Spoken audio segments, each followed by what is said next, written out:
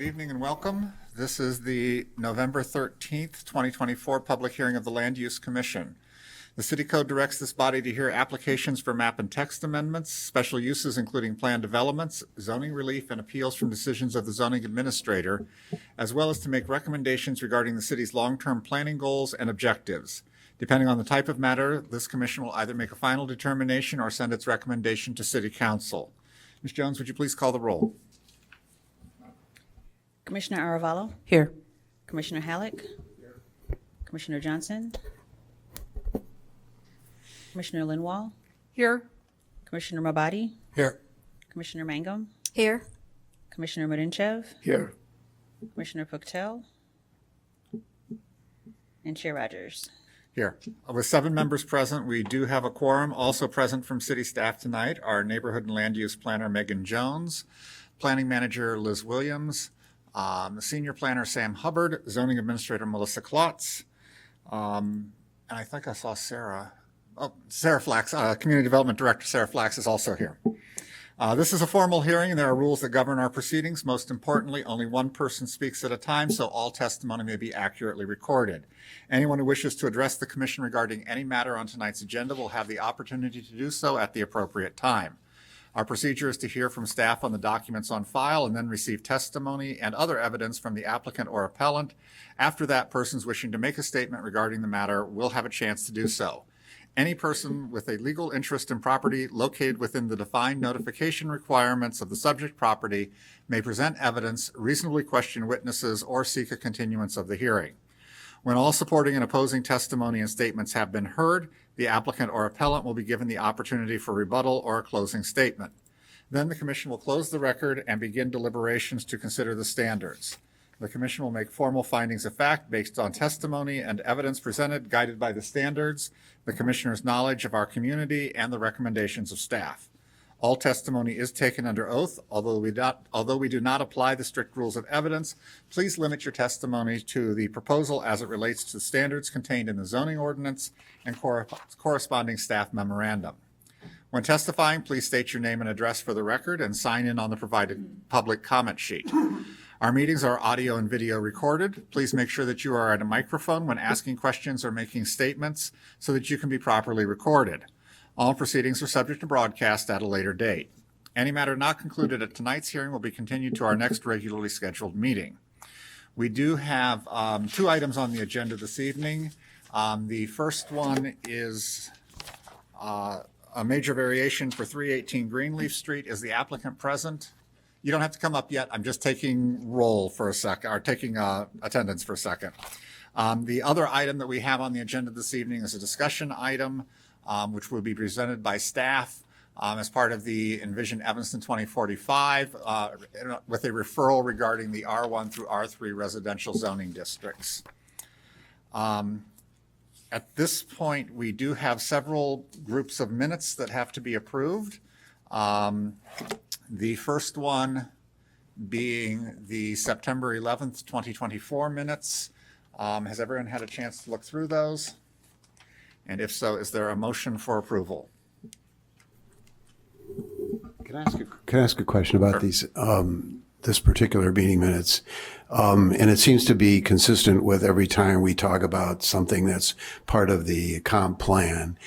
Usually the format is that we are quoted as commissioners. We made a statement about something, and then there's comments and whatever. But in both cases that we've had here, the writing is very generalized, and I'm not sure why. It's not. None of us are quoted.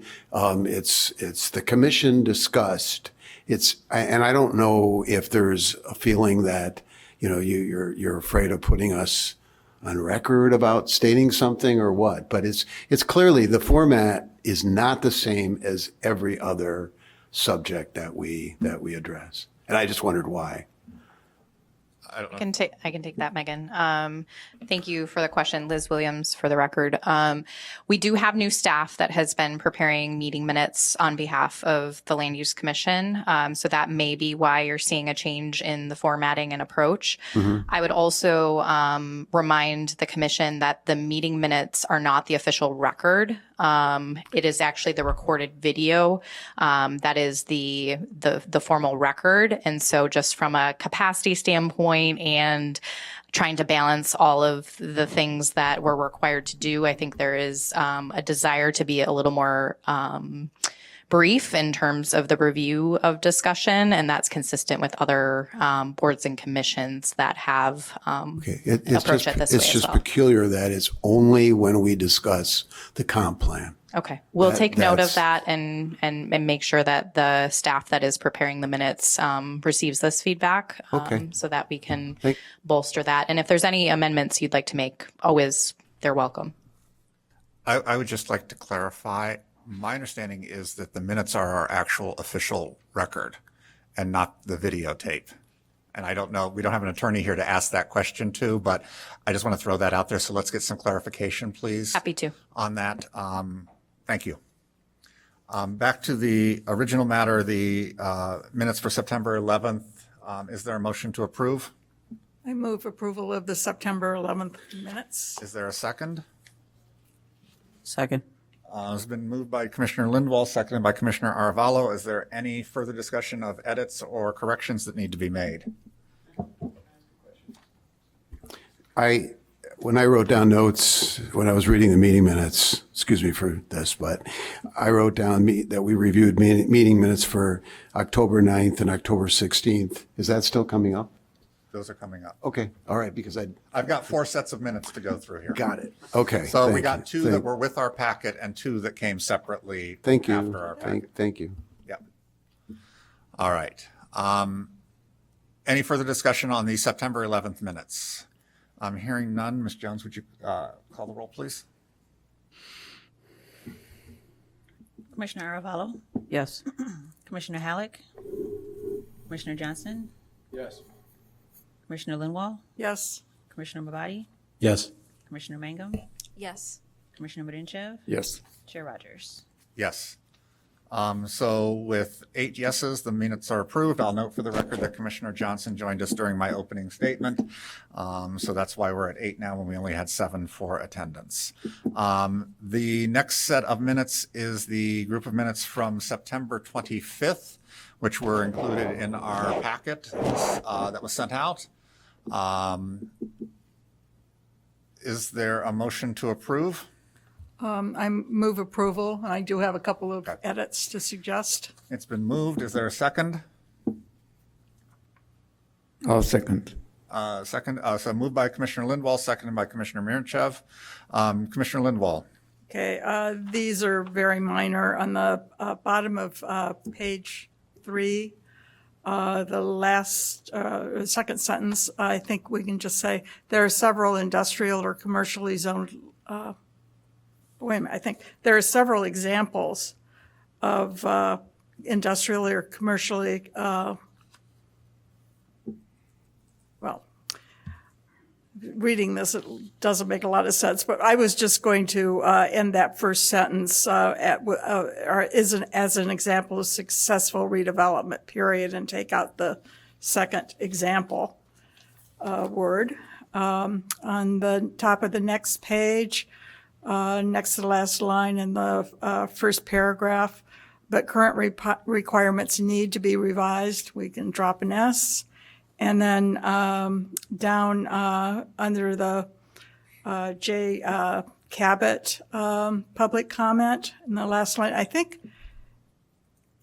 the project's approved. I think the intent is projects shouldn't be approved without city staff review or community input, is my recollection.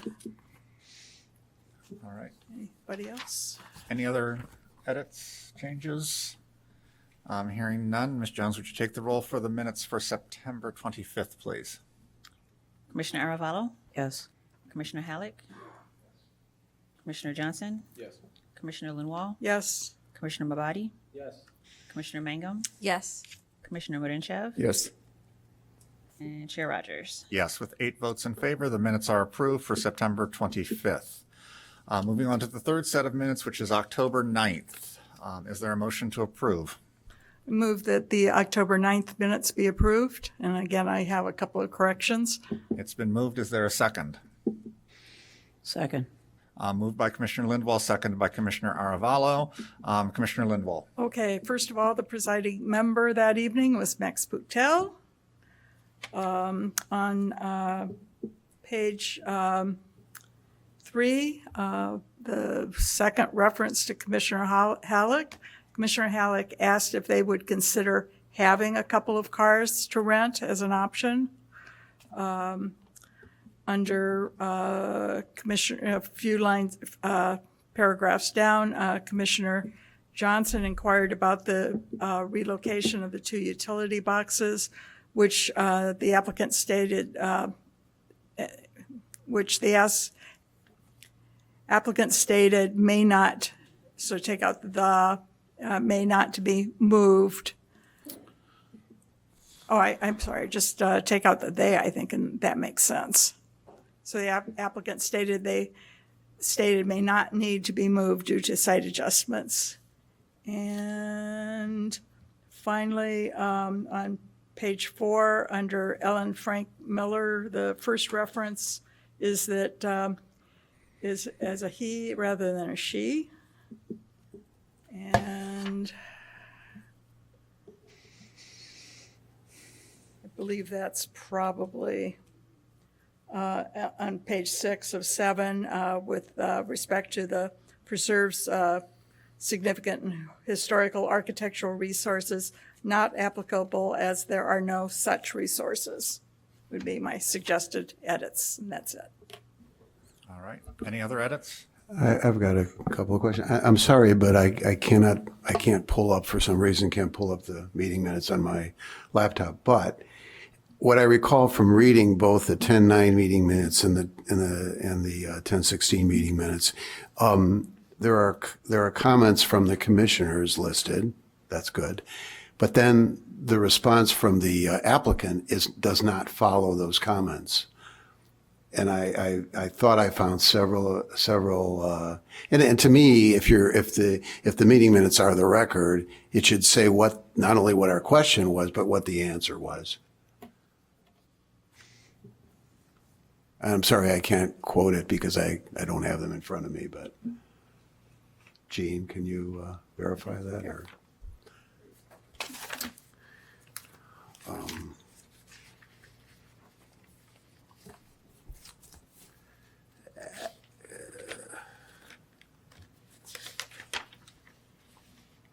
no, this is the wrong one. Sorry. These are the minutes right here. You wanna look at it? No, that's all right. Yeah, here. I mean, just there's a whole series of Commissioner Mabadi asked how many square feet they were going to allow to subdivide the 7,300 square feet. No answer. Then same commissioner asked if this project was leaning towards the college population market. No answer.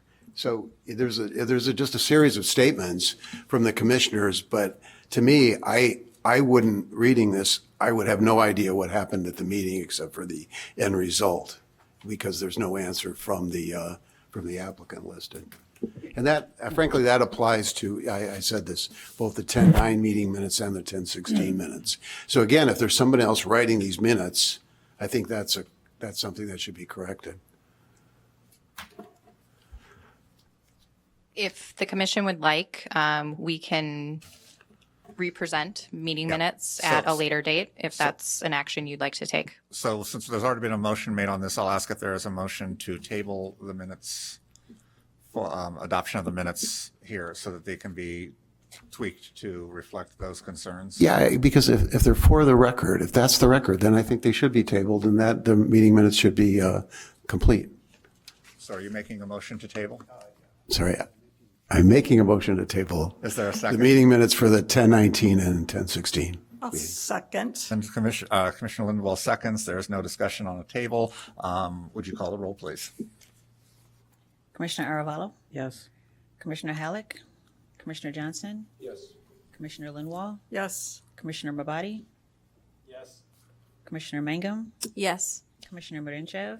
Yes, I was absent on the 9th of October. All right. And Chair Rogers? Yes. So with with a vote of 8-0, those minutes are tabled and will be presented to us at our next meeting after they've had a chance to look at those issues that have been raised by Commissioner Halleck. With that, now we will move on to the new business that we have this evening. The first case is a major variation for 318 Greenleaf Street, 24 ZMNV 0037. Is that Ms. Klotz?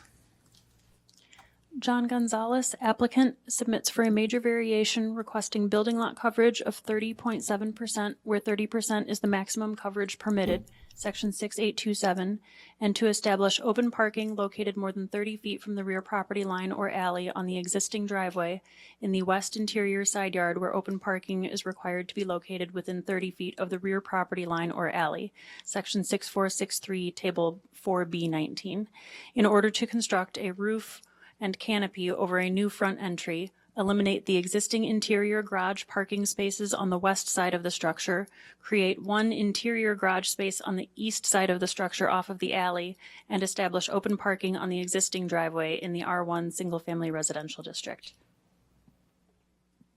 Thank you. And I'll just note for the record that because of this case, we are the determining body. So at this point, I'm going to ask anybody who may be speaking to us on this matter at 318 Greenleaf Street be sworn at this time. Would you please raise your right hand? Do you swear or affirm to tell the truth throughout the course of these proceedings? I do. Thank you. And if you would state your name and address for the record.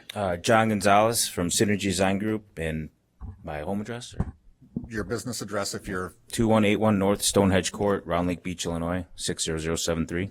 All right. Thank you. And if you'd please tell us about the proposal. 318 Greenleaf is presently a single-family residence that most recently, prior to this purchase, served as a long-term rental property. In its beginning stages, it served as a coach house to the neighboring property to the west. Although the property has historic roots, we felt that there needed to be some updates given to the residents to give it its own identity. Right now, the front entrance is nondescript. It's covered by an overgrown tree, some overgrown landscaping. And throughout this process, the plan is to reconfigure the interior spaces because the actual current front entry doesn't even service the first floor. It actually services a set of stairs going up to the second floor. So in the new renovation, we want to have spaces from the Greenleaf side accessible from the front entry. So all the entertaining spaces, the kitchen, the living room, all those spaces will now be on the front half of the house, and the parking will be in the rear of the house.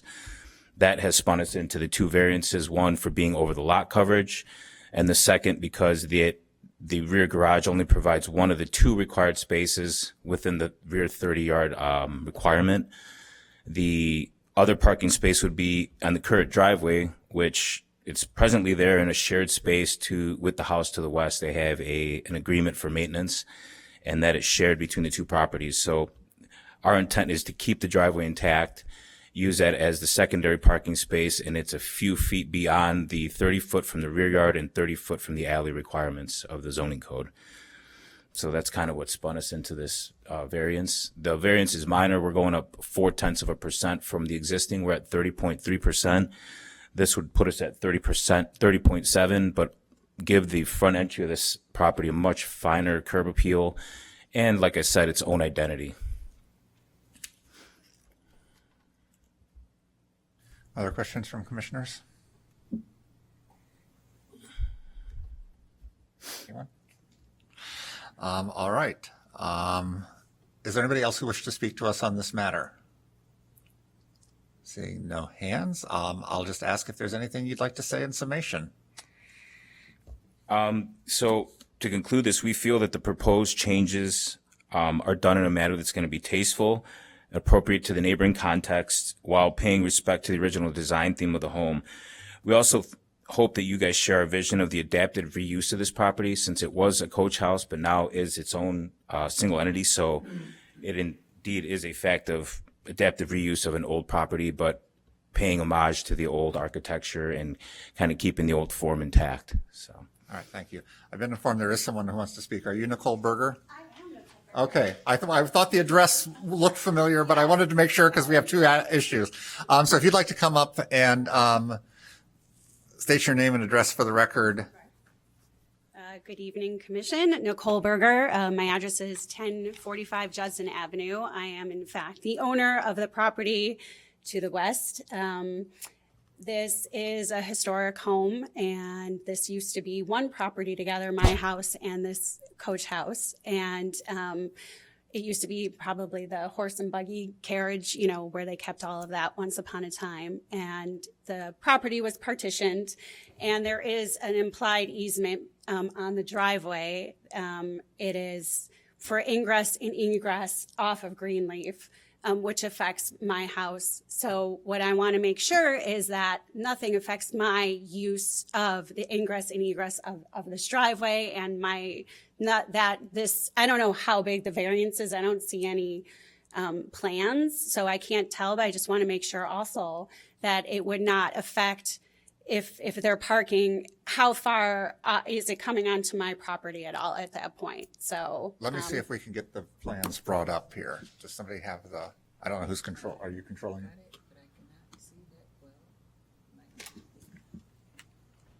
Does that help you see better? I'm going to bring the plans up so you can see them and then you can respond to them, Ms. Berger. Great, thank you so much.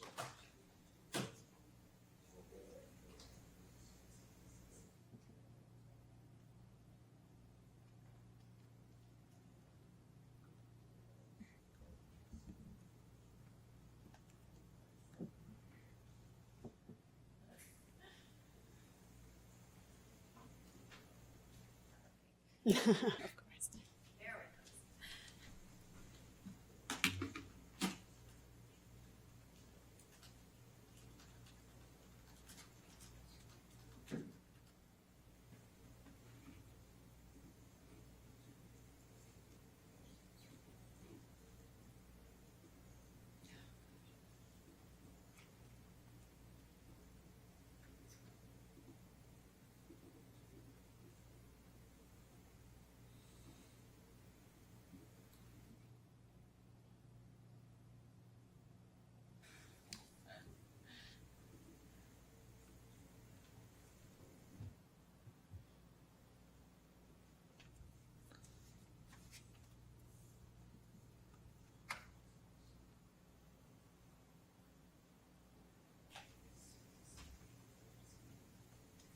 Go closer.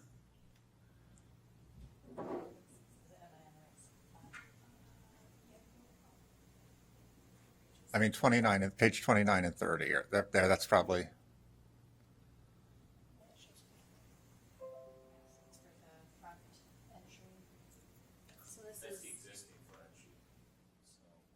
Right, but I mean, I think what we're looking at is her concern is the driveway. The driveway isn't changing whatsoever. I know, that's what she's trying to confirm. There's the existing driveway, so that would be the one open parking space. So your property would have the other part of the driveway.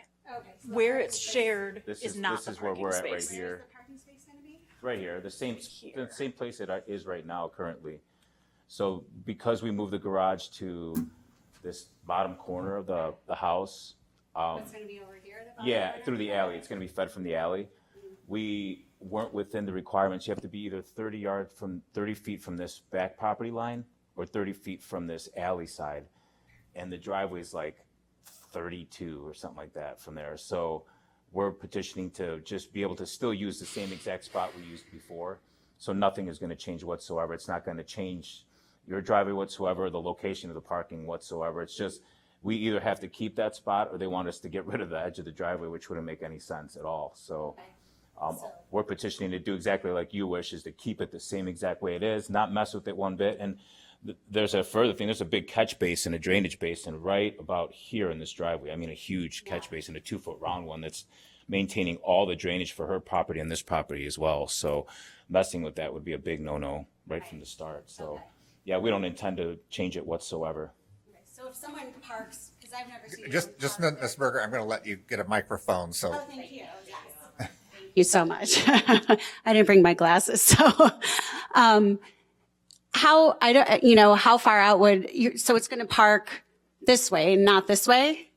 So it'll park like as we pull in, the car will be kind of angled in, like where the one left side door is right now, basically. So that's actually going to get infilled with brick and a couple small windows. And then the second garage door that you look at down here, that's actually going to become a sliding door that's going to feed out to the patio space. So a portion of this will become patio space. So this is going to become a portion of the patio in the new scenario.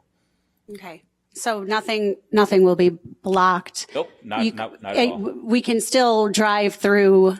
100%. It's going Okay. to look just like it does now. You're Okay. not even going to notice any difference Okay. whatsoever. We're just petitioning to still be able to park a car there because it's out of the rights of where the cars are supposed to park. Okay. All right. Thanks for clarifying that. I appreciate it. All right, Ms. Berger, no other questions? All right, thank you.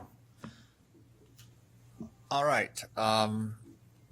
With that, no one else wants to speak. We will close the public testimony and begin our deliberation. I take it from the lack of questions from commissioners that this seems to be a fairly straightforward and simple case. Does anybody have anything they'd like to say before we move through the standards? Just that I would note that the Preservation Commission has reviewed and recommended approval for this project because it is in a historic Right. district. I had a question on that. I'm a little confused by preservation. When they check yes and no as part of their recommendation, what are we to infer from that? My understanding is that means that they have recommended the historic aspect of the property, but that they just did not make a recommendation regarding the zoning. Okay. I was just a little confused as to why both boxes were checked. Okay. With that, we will, any commissioners have anything they want to add, say? I'll just say that, one of my major concerns with this really was in the driveway when I initially saw it, but then once I saw the property and realized that it's a circular drive that kind of serves both properties, it seemed kind of foolish to make a curb cut go away to inconvenience the next door neighbor. So that was my only concern. But we do have a series of standards that we must go through for a major variation. There are a series of them. There are 7. We'll go through those right now. The first one being the requested variation will not have a substantial adverse impact on the use, enjoyment, or property values of adjoining properties. We've had testimony from the neighbor who would be most impacted by this, and it seems that she is pleased with the proposal in the way that it's being done. And the only other properties are across an alley, which would be impacted by the new garage on the alley, but we expect to see garages off the alley, so I don't think that will be a problem. So that standard is met. Number 2, the requested variation is in keeping with the intent of the zoning ordinance. The intent of the zoning ordinance, we try to get cars off the street whenever possible. The fact that a new garage will be going in, which is a 1-car garage, still leaves 1 car left over. Making use of an existing driveway which serves the property next door as well as this property, and being very close to being in the location in which it should be. I believe that is in keeping with the zoning ordinance. Number 3, the alleged hardship or practical difficulty is peculiar to the property. This is a kind of unique property, although it's not that unique in Evanston, where we see a coach house separated from a main house. But what is kind of unique here is the shared driveway between the two.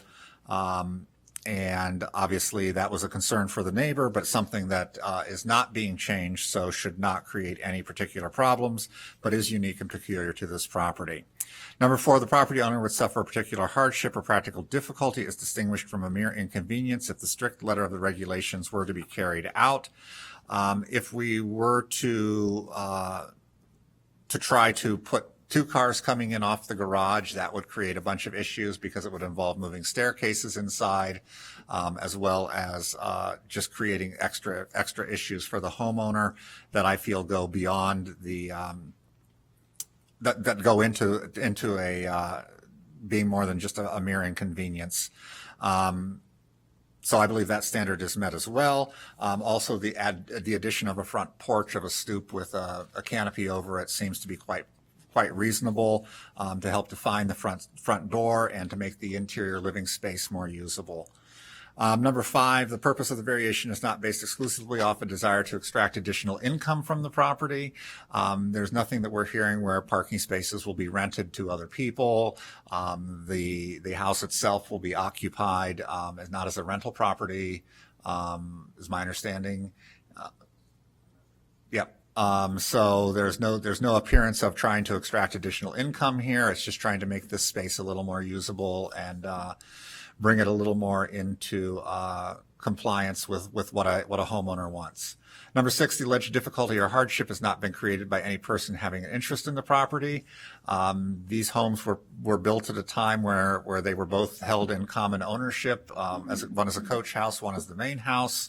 The current owners have done nothing to that to create this situation, but that is the situation on the ground that creates a problem for people being able to meet the zoning ordinance regulations at this time. So I believe that standard is met. And number 7, the requested variation requires the least deviation from the applicable regulations among the feasible options identified before the Land Use Commission. Adding a front stoop is adding a front stoop. It's not an excessively large front porch or anything like that. And keeping the driveway intact so that it can service the neighbor to the next door, as well as providing that second parking space, seems to be all reasonable and within the minimum changes that could be requested. So I believe that standard is met. Is everyone in agreement with my findings on standards? Anybody have anything they want to add in terms of conditions? I don't think so. So I'll ask if there is a motion for approval. With respect to the major variation. Your microphone, I don't think is on. Sorry. Try it again. With respect to the major variations requested for 318 Greenleaf Street, 24 ZMNV-0037, I recommend that the Land Use Commission approve the requested variations with respect to the building lot coverage and the location of the open parking space. Is there a second? Second. Been moved by Commissioner Lindwall, seconded by Commissioner Mabadi. Is there any further discussion? Hearing none. Ms. Jones, would you call the roll, please? Commissioner Aravallo, Yes. Commissioner Halleck, Commissioner Johnson, Yes. Commissioner Linwall, Yes. Commissioner Mabadi, Yes. Commissioner Mangum, Yes. Commissioner Murinchev, Yes. Chair Rogers. Yes. With 8 votes in favor and none against, the motion carries and the project is approved. Good luck with your project, and you can work with city staff as to what your next steps will be. Thank you. We will now move on to the second item that we have on the agenda this evening, which is a discussion item. This relates to part of our Envision Evanston 2045. There were several referrals made by City Council that we were discussing before such time that they were included in the zoning ordinance or the comp plan. One of these is a referral regarding the R1 through R3 residential districts. Ms. Williams, are you leading? Okay, Ms. Jones is going to lead us through the discussion, so I'll let you begin the discussion. All right. Again, my name is Megan Jones, Neighborhood and Land Use Planner for the record. So this evening, we are bringing to you another referral from council. In July, they made a referral to the Land Use Commission to revise zoning to expand housing choices in all neighborhoods by allowing up to 4 units in the R1 through R3 residential zoning districts and reduce the minimum required lot size in those districts. So some considerations that went into this referral are increasing housing supply and affordability. So this would mitigate shortages and curb rising home prices and rents. It would also support a socioeconomic diversity in Evanston by accommodating a range of residents that includes young professionals, families, and retirees. It would also address housing inequity. It would help to open up Evanston's neighborhoods that were previously restricted and help to foster greater inclusivity and address some of the social and economic disparities that traditionally exclusionary zoning practices perpetuate. It would also increase the housing supply. It would also promote an efficient use of land. So it would allow more housing choices and that optimize the use of limited land resources we have in Evanston and supports the city's climate action goals. It would also support the local economy in Evanston. So there'd be a greater population density, and that would attract businesses, services, and public transportation. It would also boost local economic activity and provide convenience for residents. It would also meet Evanston's evolving needs. So households have diverse needs and they are changing. So including single person homes, multi-generational families, and some smaller family units. So having flexible housing options would be needed to support the needs of those households. So it also look to preserve neighborhood scale with an incremental change. So allowing up to 4 units per lot would introduce some density without drastically altering the form of the neighborhood as compared to just allowing larger apartment complexes. So this chart actually shows the existing, some of the existing regulations for the R1, R2, and R3 zoning districts. So currently in the R1, we have a minimum lot size of 7,200 square feet, a maximum density of 1 dwelling unit, or 2 if it's a historic landmark. The maximum building lot coverage is 30%, and the maximum impervious surface coverage is 45%. The R2, which is also a single-family residential zone, has a slightly smaller lot size at 5,000 square feet. Only 1 dwelling unit is permitted in these zoning districts unless, of course, again, it is a historic landmark. The maximum building lot coverage is 40%, and the maximum impervious surface coverage is 55%. For the R3, which is 2-family residential, the minimum lot size is 5,000 square feet for 1 dwelling unit, and that bumps up to 7,000 square feet if you have a 2-family dwelling unit. So this means that there is a maximum of 2 dwelling units, depending on the lot size. Maximum building lot coverage in the R3 is 45%, and the maximum impervious coverage is 60%.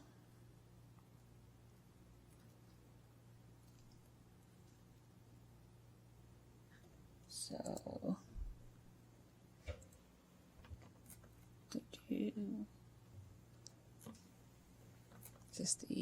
okay, so this particular chart shows, actually it's the same, the 72.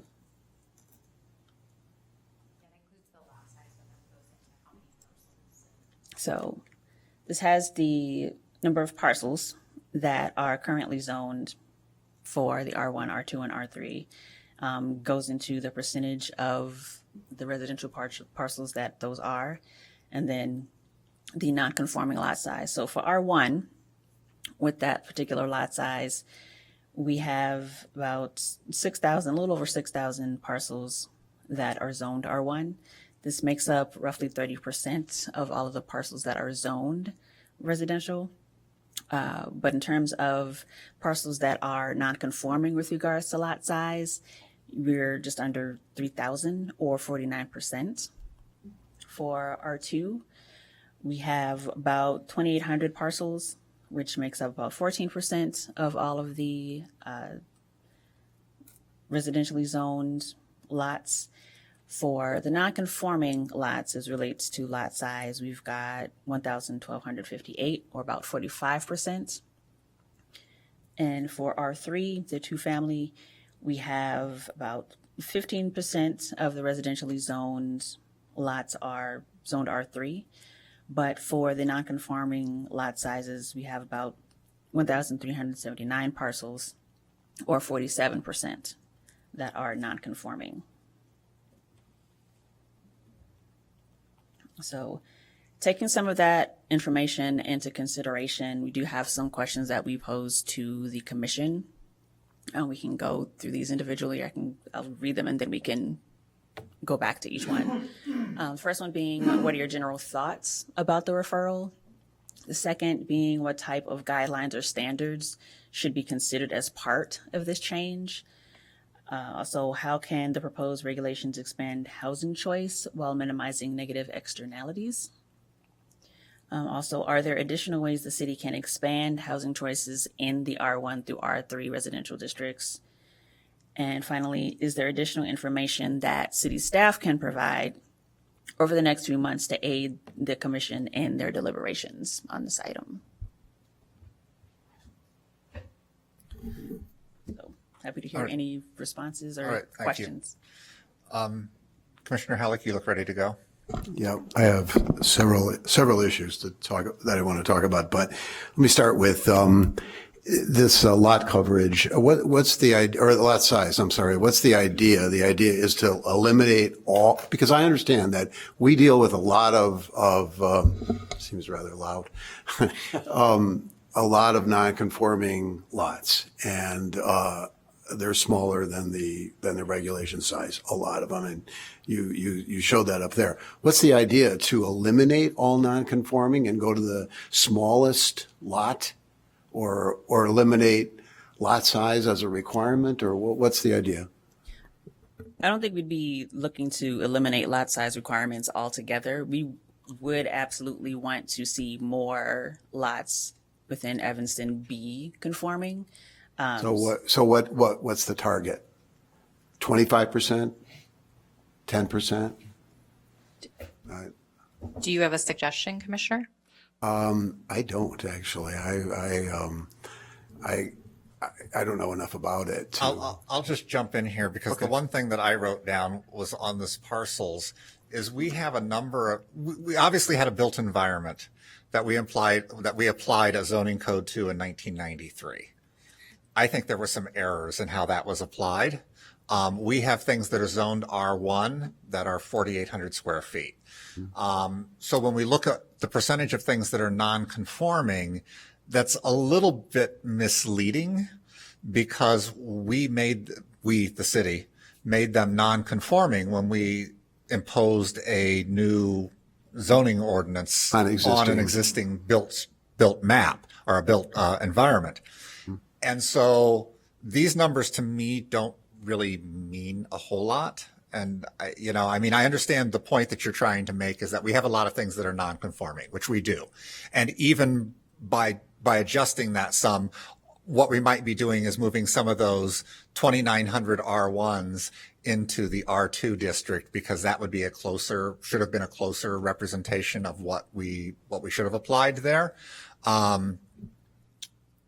I think the goal, if I'm not mistaken, is one of the goals of this is to try to more accurately apply zoning to our built environment as it is. That's absolutely correct, Commissioner, our chair. We are trying to align the regulations with the built environment. It will be very difficult to make every single lot in Evanston conforming.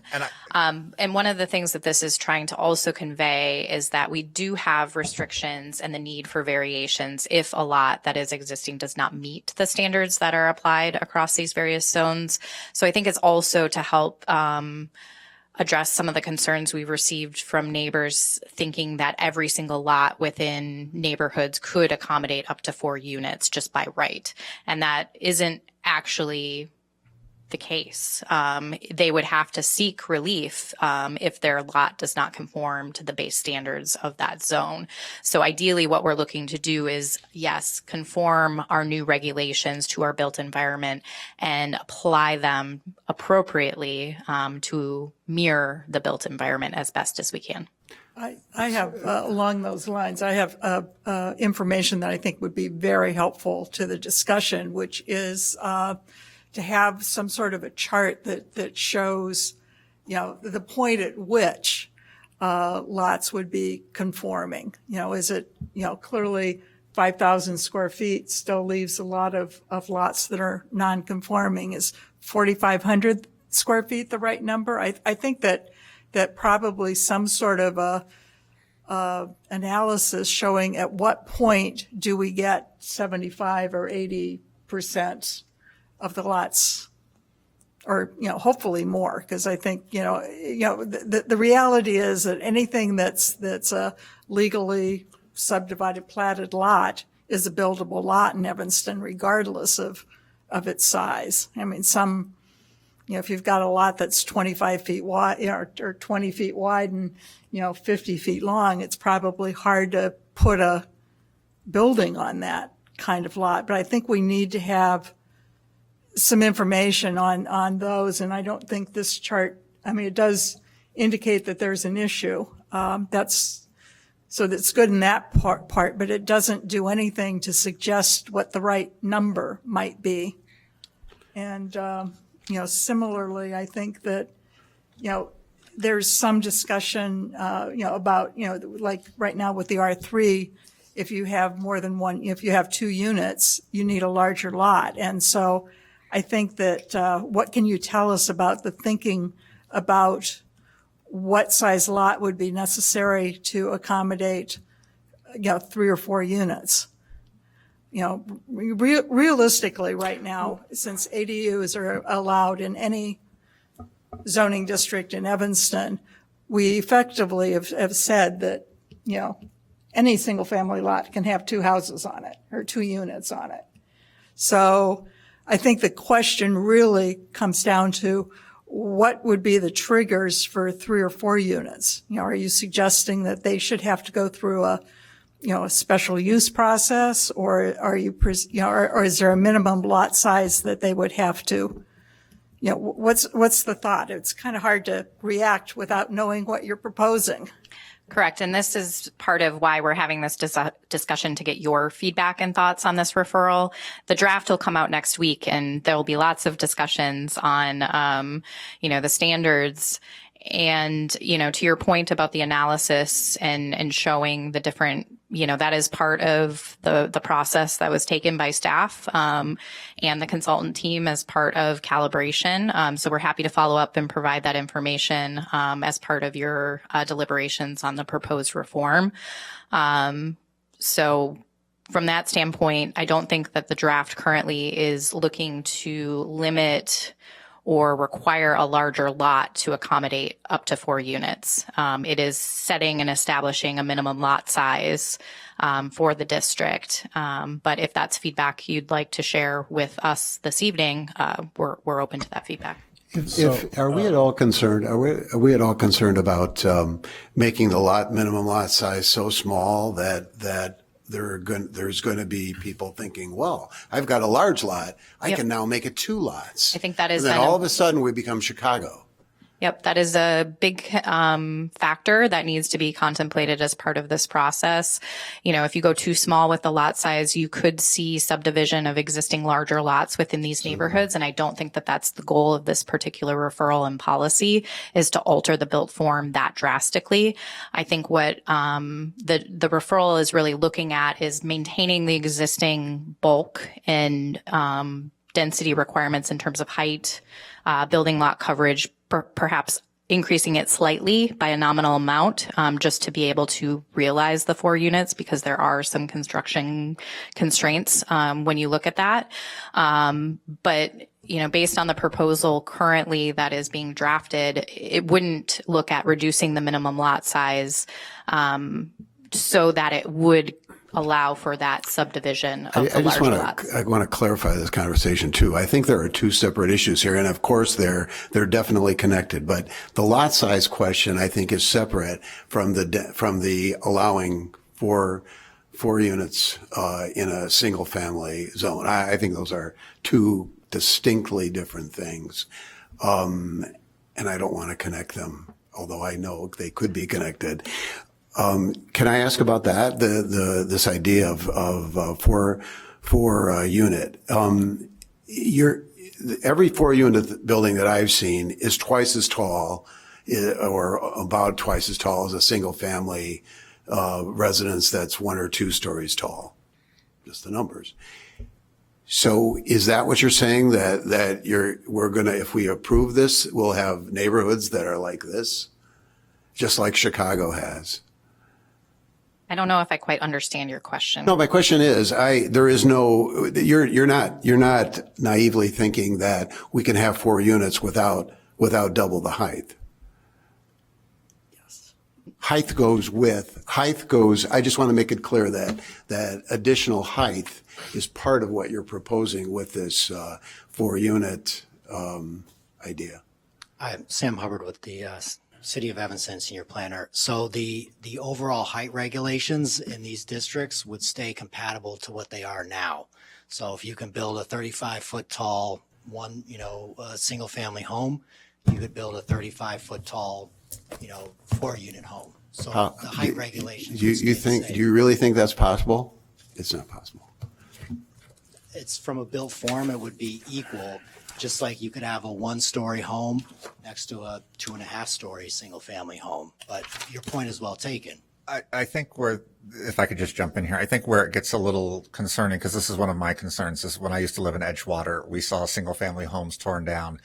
And the one lot that was 2 doors down from me is only 25 feet wide, 125 feet deep. And they built a 3.5-story building there that put 4 units in. One was a recessed, below grade. You have a little patio, and then you have the Juliet balconies on the 3 above. It's cinder block down the side with facing brick on it. Not the most attractive, but easy to build, and to increase the density. That's where I get a little concerned on some of these, because 25 feet wide is not a particularly wide lot. So you just build these very narrow shotgun type apartments or condos or whatever you're building, which creates an issue in terms of, yes, you're getting a lot more density, but are you making homes that people are really wanting as part of that? And I don't know the answer to that. I mean, people obviously bought the ones that were built near my old place, but So I have a few thoughts about this. I've actually built a few of these things, and pardon me. I think that when we look at the R1 lot size, we're talking about a number on a piece of paper. If you're planning on taking a piece of land and subdividing it, you have to hit that number in an R1 district. Most R1 properties, if you're trying to subdivide an existing R1 property and taking the land from the existing and then subdividing it for another use, it's difficult to see that happening a lot, because the properties, let's say you had a 70-foot wide lot. A lot of the houses sit right down the middle of that lot, so it's not feasible to necessarily automatically assume that that's a subdividable lot unless you're taking the house out entirely. So there's that. Well, but see, that's, given the cost of construction and given the cost of land, I mean, you're looking at lots in Evanston starting at a couple $100,000 up to, millions. And so if you're trying to advance affordable housing, if you're at $200,000 to $250,000 for a lot, just to start with a lot, the opportunity to build affordably on that lot is not very likely, because the cost of construction is now breaching $200 a foot. So if you build an 1,800 square foot home, a 1,500 square foot home, your costs before you hit your soft costs are close to $500,000. Then you have your soft costs, so you're up around $6,000. Your transaction cost, another 8%. So you're at $675, $650. In order for you to buy that house, you're approximately $100,000 to $150,000 in income. So you're well past the median income in Evanston to qualify for buying the house. So it's not an affordable event. If you want to do affordable, I think the way you do it is you start at the very bottom. This is additional information the city staff can provide over the next few months to aid land use in their deliberations. I think we should be talking about adding units that are already there that are not legal. I think we should be looking at 2-unit buildings that are already there that have, for example, on Hull Terrace, there's a whole string of 2 flats that have 3 mailboxes in the front foyer, 2 legal units. That should be made legal, those units. Those become 3 flats. They get taxed as 3 flats. The housing is gardened, so it's a little bit less. It's more reaching into that affordable housing space that we're trying to accomplish.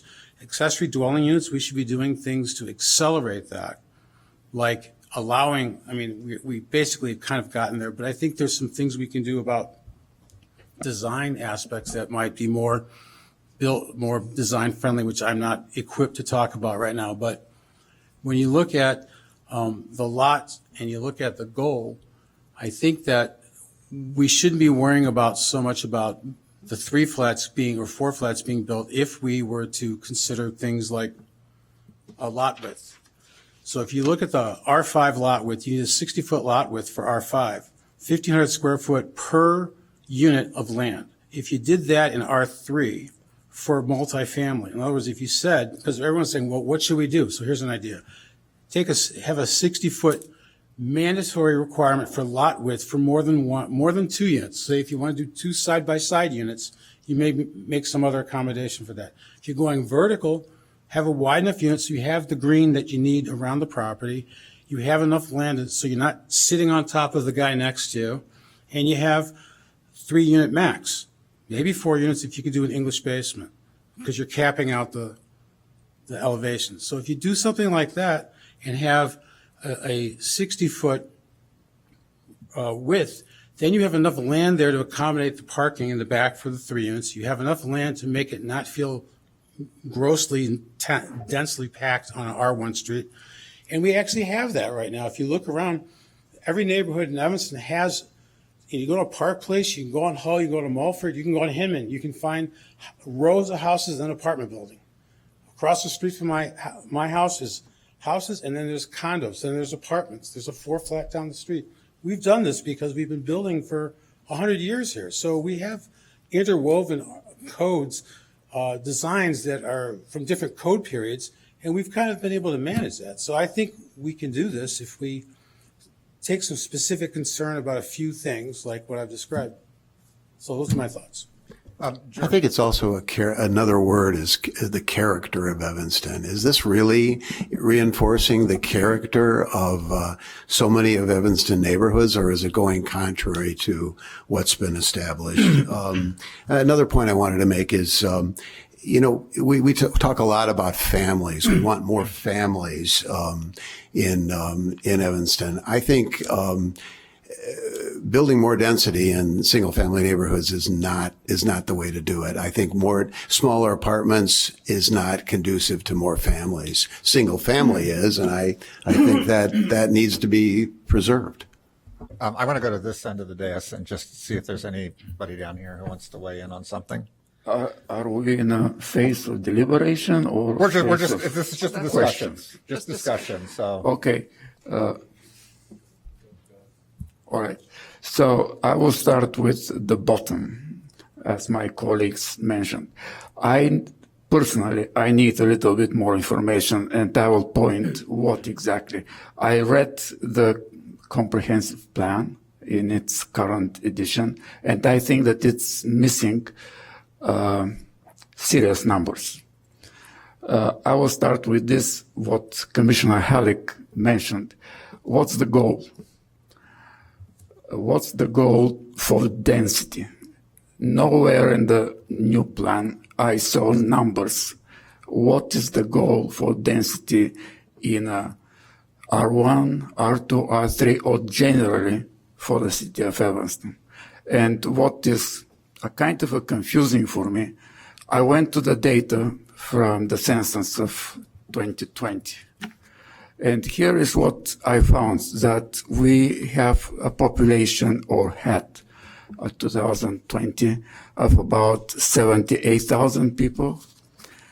We have 28 households, approximately, and we have 34,000 dwelling units. So we have a surplus of 6,000 dwelling units. So is this taken in consideration? I know that these are general numbers, but increasing the density is a serious thing, and we have to know how much and why. So increasing the density is, of course, good for the climate. It's good in many other regards, let's call it, but it has its problems, and I'm concerned about that, especially talking about what other colleagues mentioned. increasing the density, either calculated dwelling units per hectare or per square mile, or people or households, it inevitably worsens some other parameters like green space per person, like parking, which is inevitably needed, and in many other countries, and I worked in some of them, there's another parameter which is, they call it habitable space per person, which is usually 250 square feet per person, at least, which is something that reflects in our FAR parameters and all these things. So, once again, I'm not sure currently how to proceed with this without answering the questions really of some general numbers in the urban planning. And once again, this should be part of a comprehensive plan, because these are the goals that our administration and all of us should be aiming to achieve in this 20 years period of time. So once again, I would like to have some more information about the density, especially the density, because it's a really serious thing. What is our goal and how we can achieve it? Thank you. Thank you. Other commissioners on this end before I come back down here? Commissioner Johnson?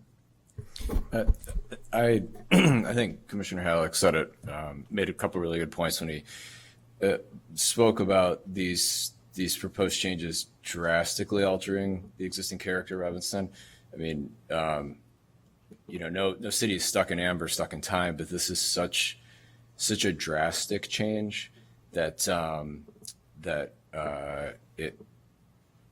it seems like it's too much of a change compared to the existing character. And I also noticed the paradox in the draft that we saw about promoting families, and moving away from existing areas, existing character of parts of the city having single family homes. It seemed paradoxical to me in reading through reading through the docs that we've seen so far.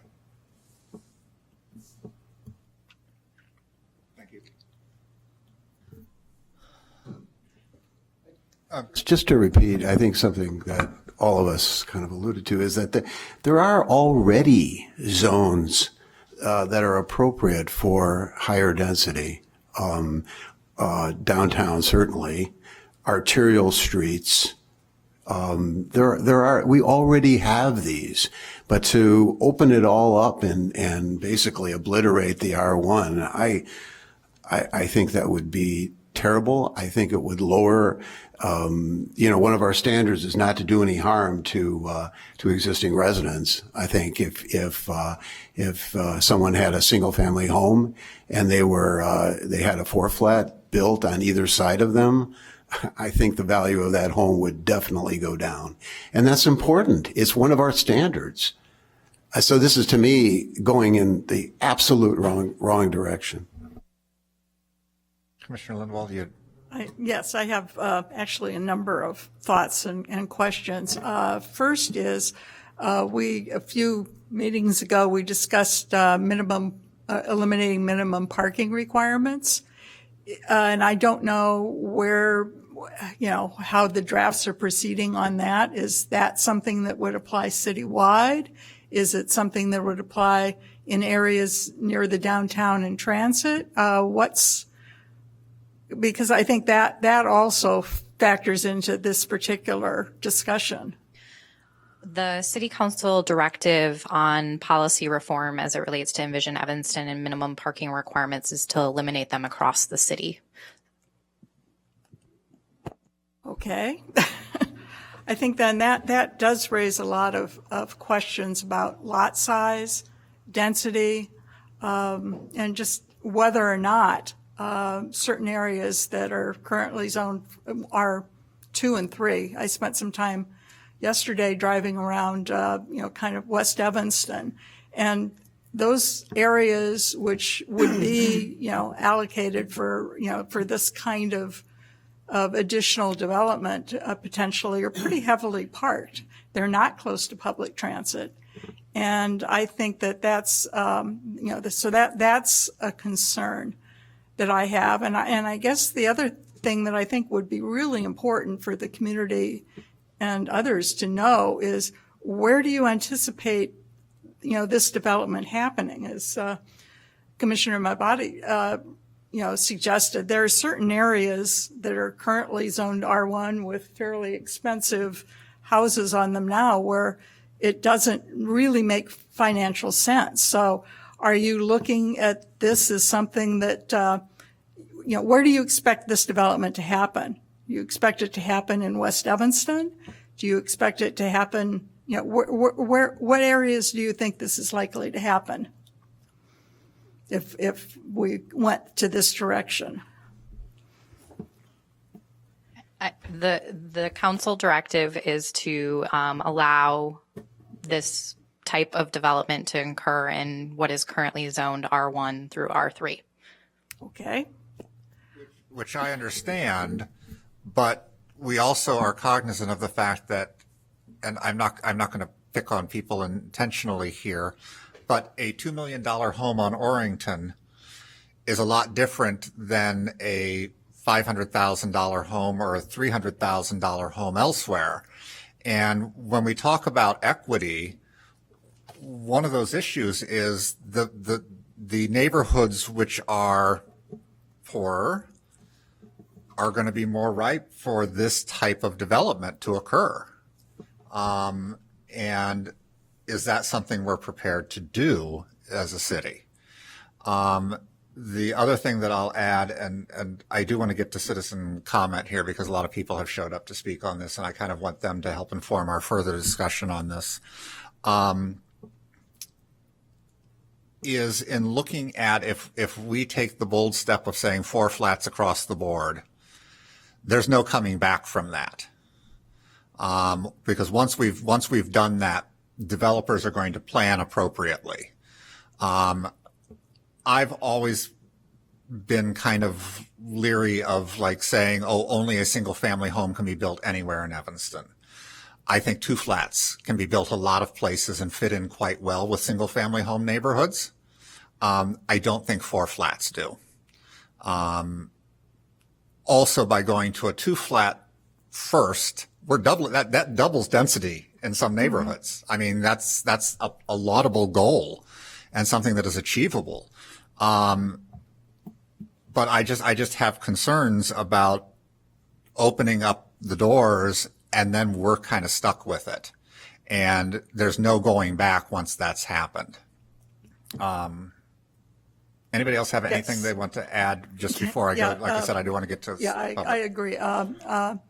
I think that it's very important with respect to that to understand and know from our city attorneys who've looked at land use things. My understanding is that once you zone something to a higher density, it's almost impossible to reduce that density without getting sued by and I think that's important. And I think equity is also really important. If you look at, I think we all know about the sad history of segregation and redlining in Evanston.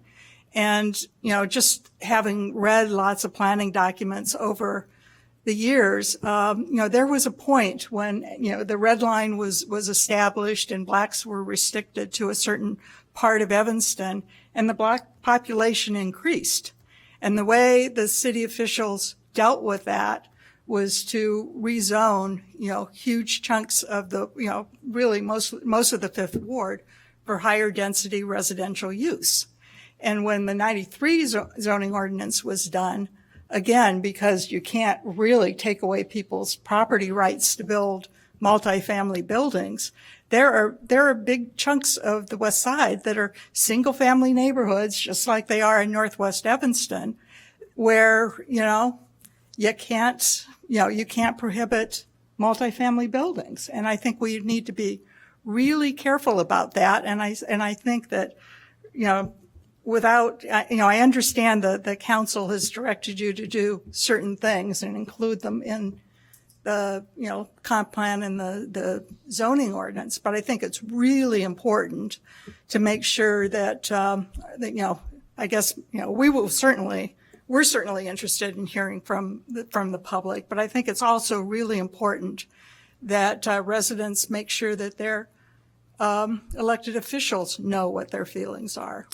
Yeah, and in fact, I was going to bring up that point too, and I know this has been said many times, but the fact that we're rushing this through before the election bothers me very much. And I think that the election and what the candidates stand for could give you, you could also put a referendum out on issues like this and see what the public says, because I think that we appreciate everybody that comes to our meetings and voices their concerns on both sides of the issue, but that's not necessarily all of Evanston. And what do people in a single family neighborhood say about this? I think their voices should be heard. And I don't know any other way of doing it except through a referendum or through an election. But the fact that we're ramming this through before anyone has a vote on this just seems to be undemocratic, frankly. Commissioner Mabadi, I'm going to go to you, and then I'm going to go to the public. Thank you. Couple really quick things. 1100 block of Pittner, right now, brand new construction, $1,250,000. So if we're talking about, and I'm looking at it right now, I'm not making it up, I'm looking at it, it's actively for sale. If you're talking about affordable housing, if this is one of the underlying missions of trying to change the code to make housing more affordable, this property is on a 5,800 foot wide lot. It's one of the non-conforming lots. So I think the problem is somewhere else. I think we need to be looking at, if we're going to do things that are affordable, we have to go back to property typology and design and look at things like, instead of going vertical, maybe we need to accommodate for smaller duplex townhomes. Maybe the R1 code needs to be spread open a little bit to allow an extra unit, not an accessory dwelling unit. That's fine. Maybe we keep that in place, but an additional front on the street unit. So you have 2 units there instead of 1, and a similar lot size. You might be able to do things. So we need to try to figure out ways to create designs that would be tolerable to the community at large, and not like do things where you're throwing something straight up and all of a sudden the sunlight in the neighbor's backyard is forever gone. That's, that is an issue. So there is some design issues here that I think, if we're not explored, this becomes even harder to resolve. All right, thank you. With that, I am going to bring the public into the conversation here. I do have the list of the people who have signed up to speak. The first one is Alex Palmer. Sorry.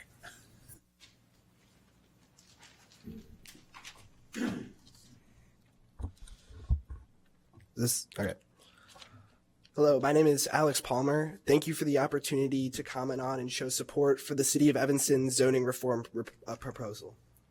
It's interesting to me that when I look around, there's a severe lack of people my age. This is interesting because, in fact, the zoning policy choices we make today are the most impactful to the children of today. Expanding the types of households allowed in R1, R2, and R3 districts lays the groundwork for promoting permanent economic and racial diversity for the future residents of Evanston. Without equitable zoning reform, those with a lower income will continue to be marginalized and pushed out of Evanston as homeownership becomes increasingly impossible and rent prices continue to become exorbitant. For kids my age, equitable zoning reform represents a commitment to ensuring that the students of today can pursue education elsewhere and have the peace of mind that regardless of their income, there will always be a place for them to raise a family in Evanston and experience all of the diversity and natural beauty that Evanston has to offer. Permitting 2, 3, and 4 unit buildings in all residential zones will open the door for the housing affordability and abundance our community requires to thrive. and in order to preserve for future generations the economic diversity that makes Evanston beautiful. Please vote accordingly in January. Thank you. Thank you, Mr. Palmer. Next up, I have Stuart Cleland.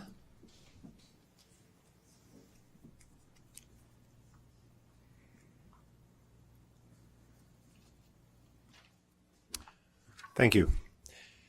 Yeah, my name is Stuart Cleland. I am a member of the Evanston Lighthouse Rotary Club and also a member of Joining Forces for Affordable Housing. I'm here tonight to speak in favor of the referral. Since 1988, I've owned and lived at 2145 Maple Avenue, right over here, which is a single-family home on a street with many other single-family homes and with some multi-unit properties as well. One of those properties on our block that's not a single-family home is a 2-story brick townhouse with 4 units, laid out in a row, front to back, not towering above the neighborhood houses. In fact, probably not as tall as many of the neighborhood single-family houses. And most of the units in this building are owned by families who have lived in those units for years or even decades. They're employed, they pay taxes, they raise their children in those units, and in Evanston, the kids went to ETHS. They're solid citizens and exemplary neighbors and friends. The property, the townhouse, is attractive, it's well kept, it's not a blight on the community, it's not a building that brings down property values or has altered the character of our neighborhood. It's the kind of housing that fits into the neighborhood very well and could just as easily fit into any neighborhood in Evanston. I hope the Commission will take this as an example, this unit, this multi-unit townhouse, of what can be done to provide more housing in our community, and will approve the referral. Thank you so much. Thank you, Mr. Cleland. Next up, I have Roger Williams.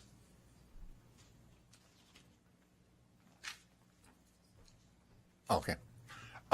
Just for the record, Ms. Williams is handing out a, I believe, a supplement or to your testimony. So go ahead, please, Mr. Williams. Yeah, my name is, greetings, everyone. My name is Roger Williams, and I'm a real estate broker in the Evanston community.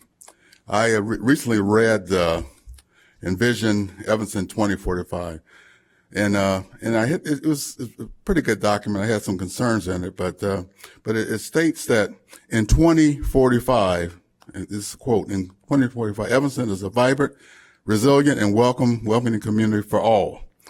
Evanston celebrates its diversity through our arts, culture, history, and neighborhoods. End unquote. Evanston has not in the past and is not today celebrating its diversity through its neighborhoods. In fact, the old zoning code as well as the new one you're proposing continues a pattern of segregating Evanston by race and class and slows the pace of new development. Due to exclusionary zoning, people with low income, people of color, and disabled people struggle to find and keep affordable housing in Evanston. The average price of a single family home in Evanston right now is $808,000. The average price of a multi-family home is $346,000. Based on this spread, the goal should be to make it more attractive and profitable to developers to build more condos, townhomes throughout the entire city of Evanston.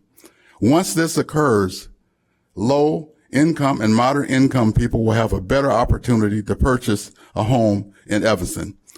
To do nothing, as such as I hear some people saying here on some of the commissioners, this approach will not yield enough homes to address the housing shortage in Evanston.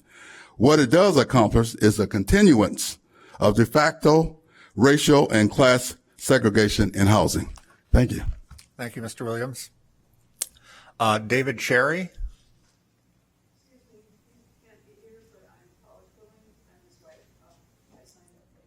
Okay. Do you want to come up now or do you want to come up later? Okay. No, I don't have a ton of people signed up, so I'll go ahead and come back to you. Next I have, again, I apologize if I'm going to ruin the name here, Michael Bruning?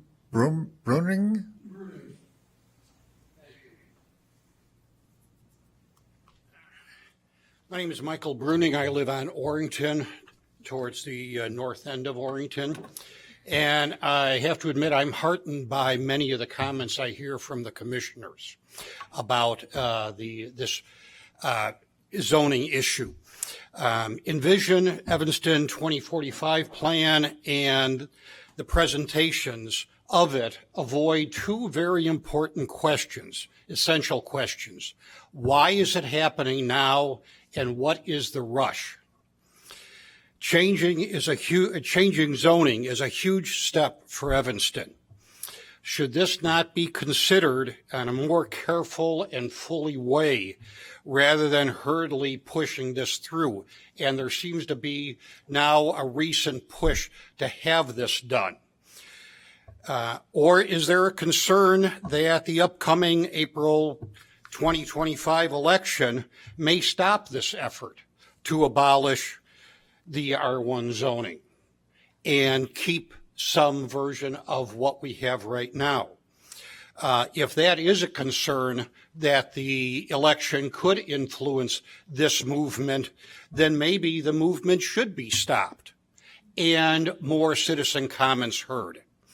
And as someone has suggested, perhaps this should be put to a referendum vote by the citizens, because we all know much less important issues have been put on a referendum vote in the past. And perhaps a mailing to all citizens should be done about this issue, because even though there have been community gatherings held, that sort of thing, I've talked to a number of people and their eyes glaze over.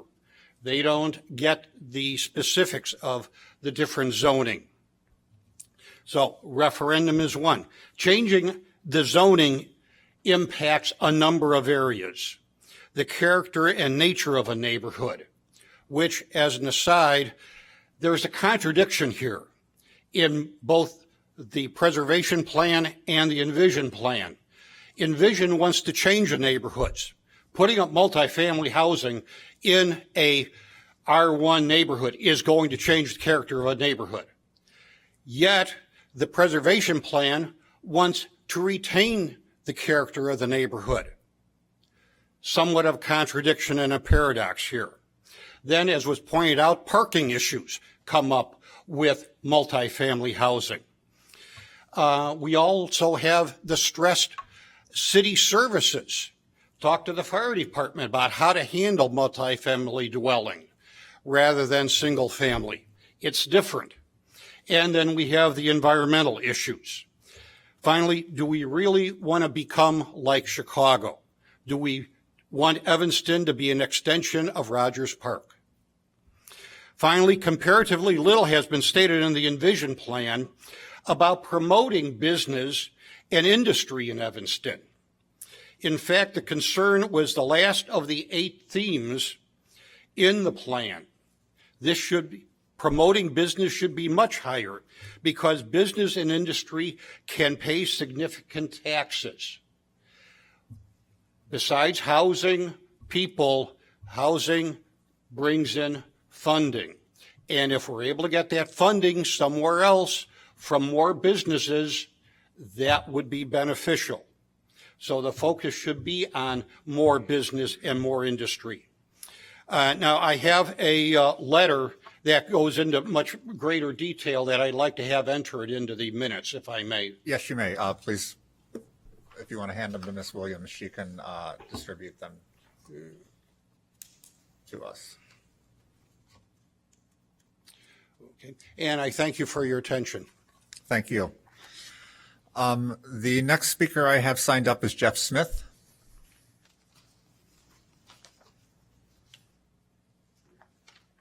Go ahead.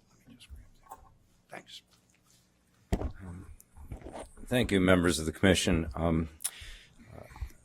live at 2724 Harrison, but I've lived in cut-up Victorians that were cut into apartments. I've lived in 2 flats and 3 flats. I've owned a 3-flat. I was a landlord providing affordable housing under no formal program.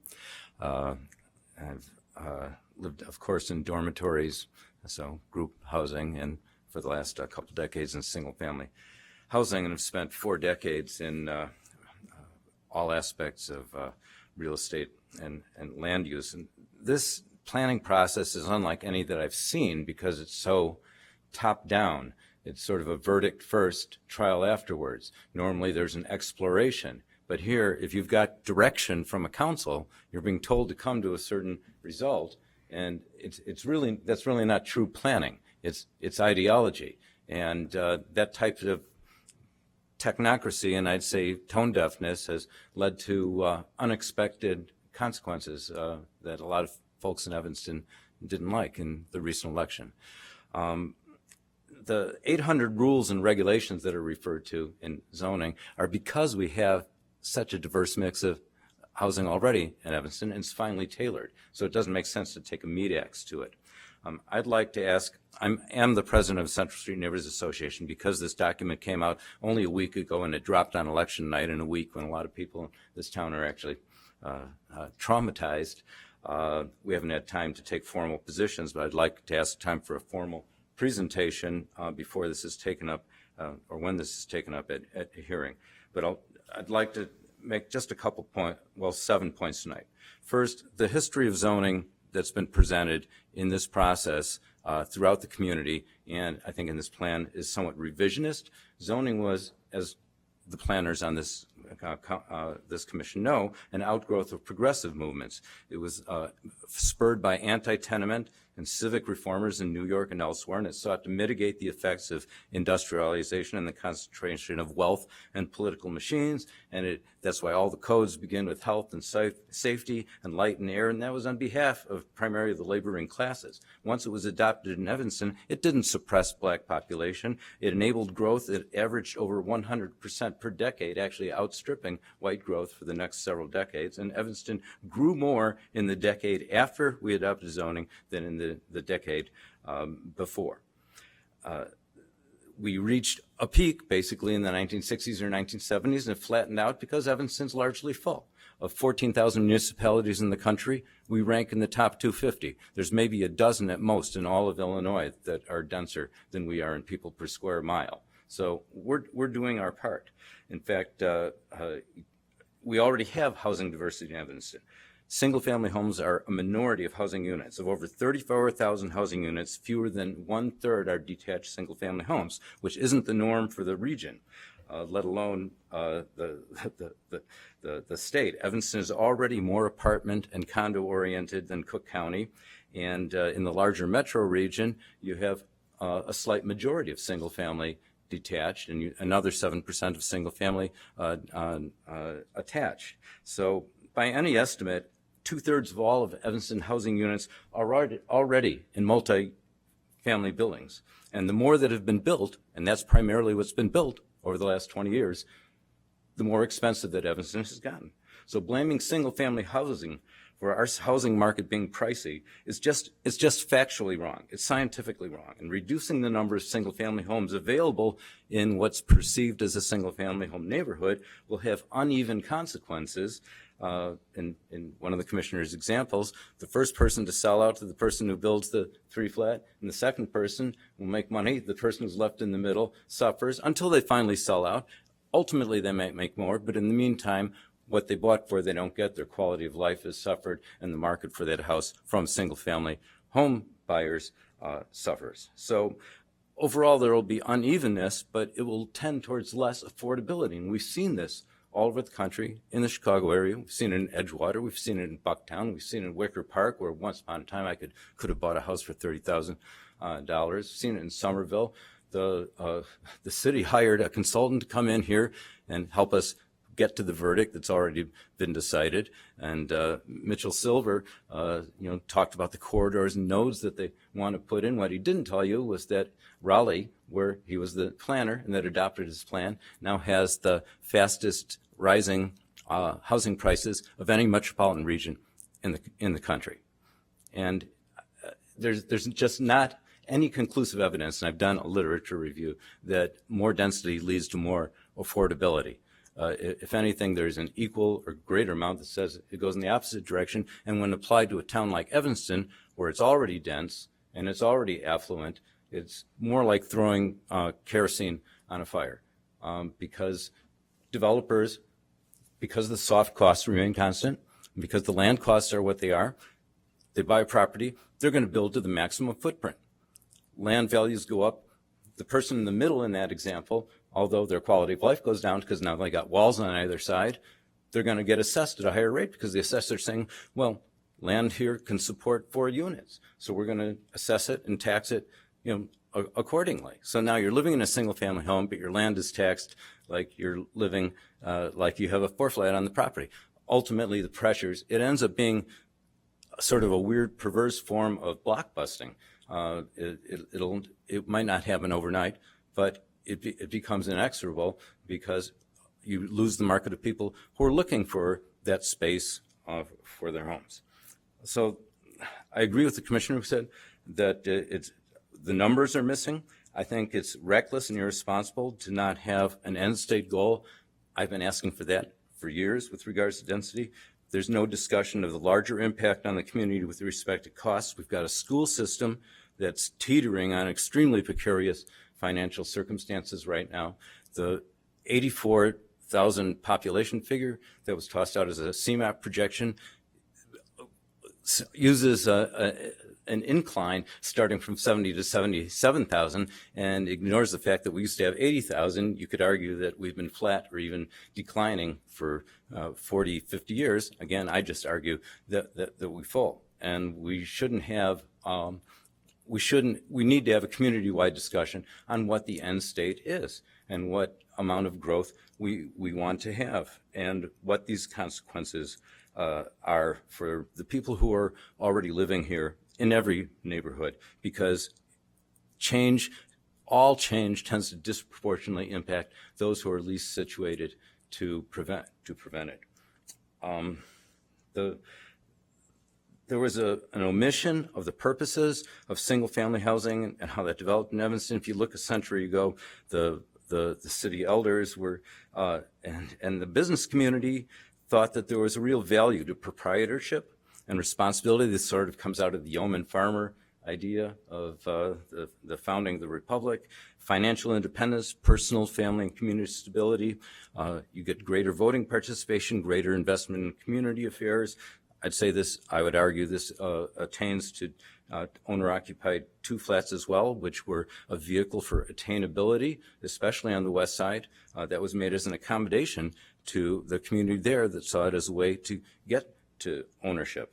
Evanston was called the city of homes, and people moved here expecting that Evanston would continue to support that. The supply is not the only problem with affordability. Anybody who says so is really oversimplifying, because there's at least a half dozen other factors. I won't go into all of them, but one of them is that the baby boom is hitting the peak years of owning with the mortgage finally paid off. And that aging in place, because nobody can afford to move into assisted living, is temporary because decline and our passage is inevitable. And that's going to produce millions of units in this country over the next years. I was surprised when Kamala Harris said that in her first 4 years we would build 3 million units in this country, because in the last 4 years we've built 5 million. If you go back 50, 55 years, we've been averaging about 1.5 million to 1.5 million units every year in this country.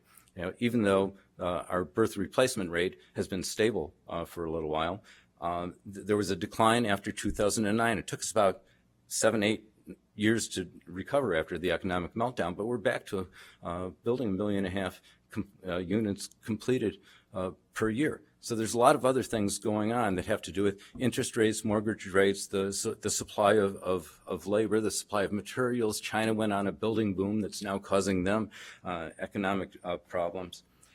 But as I said, there's no evidence that density produces more affordability. And the reason is that, all things being equal, the price of land increases in proportion to the amount of rents, as economists used to call it, that can be extracted from it, until you reach the point where the cumulative effect of all that increased development creates undesirability. And Chicago's built thousands and thousands of units over the last 25 years. Edgewater, you were a little north of Bernie Hansen's ward. They built lots of what they called the Bernie bungalows. It didn't make anything any cheaper. You look at the single-family homes that were turned into 3 flats around Wrigleyville when they had the change in the character of that community, and you look what they cost. Chicago became much more expensive to live in, but paradoxically, population shrank because there was gentrification, smaller sizes of households, more dinks. Historically, the working classes tend to have larger families. The last 20 years saw Evanston add more units and more population than any nearby suburb, and our prices went up and they stayed up, and our percentage of affordable homes, and I got involved with Citizens for Greener Evanston, which was an outgrowth of the Circle of Faith and Bill Perkins and the work of people that saw affordability as part of sustainability, which I believe. Our percentage of affordable homes has gone down with all the units that we've added. So doing the same thing and expecting different results doesn't seem to make a whole lot of sense. I have environmental concerns because adding density, all these discussions ignore the greenhouse gas footprint of demolition and construction. It ignores the disproportionate positive contributions of single-family home lots, which are required to have the greatest amount of absorbing surface. It ignores the contributions of single-family homes to the greenscape, to the tree canopy, carbon sequestration, stormwater absorption, and a lot of multi-unit residential, if not all collectively, consumes more energy per square foot than single-family homes. It may not seem intuitive, but when you go vertical, there's an energy cost. When you go multi-unit, there's a complexity cost.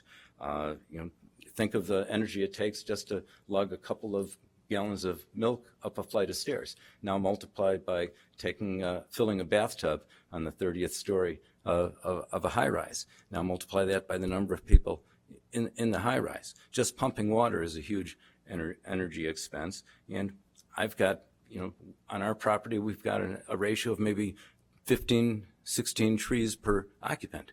You go to Optima Views, it's probably 30 occupants per tree. So the final point is equity, because I think that in the long run, this will make Evanston more expensive while reducing the percent of its population that's black.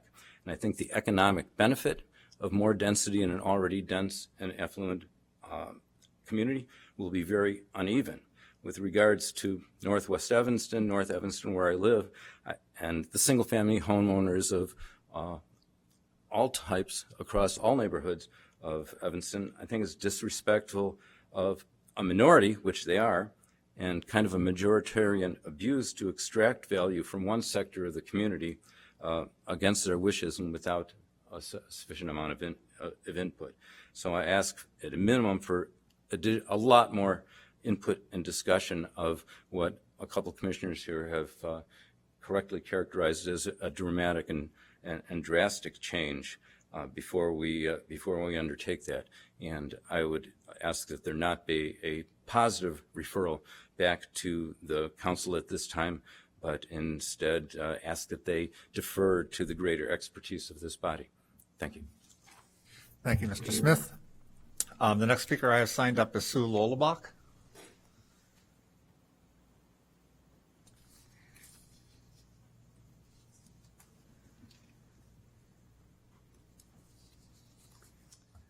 Hi, I'm Sue Lolbach with Connections for the Homeless. I would like to ask you all to think a little bit about the E-Plan, I think it's called, that the City of Evanston's Health Department did.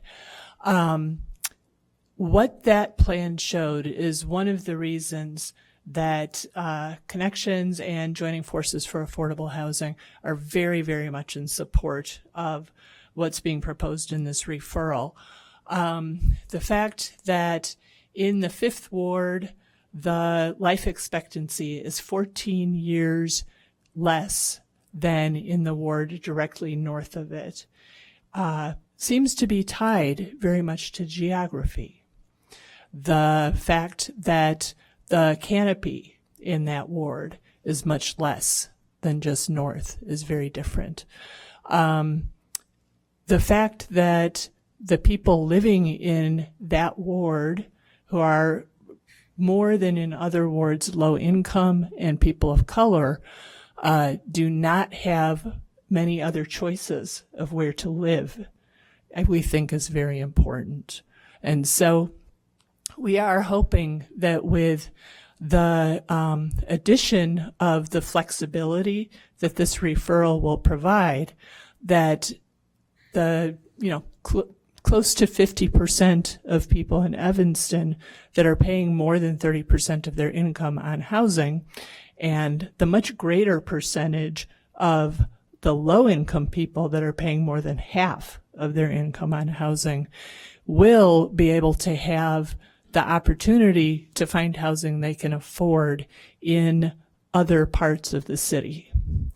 So we do feel very much that creating more housing choice by allowing use of land that is available for smaller buildings, for multifamily buildings, is really, really critical.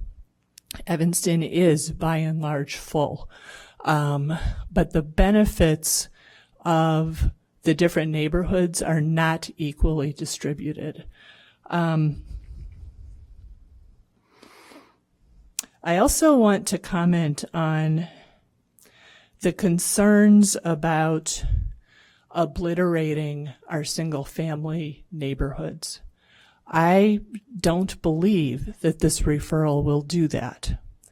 I think that Commissioner Mabadi raised a very good point that it's not going to be easy for a developer to be able to afford to come into particularly the northern parts of the R1 districts and develop something that's, multifamily.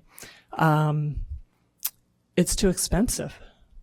There isn't enough turnover. This is going to happen very slowly. I do not believe that there's suddenly going to be a rush on the big single-family homes. So as our student back here spoke to, these changes that we're making now, they're for the future. Most of us are not going to feel the change. We need to think about the future, and we really, really need this wider variety of choice for people. Thank you. Thank you.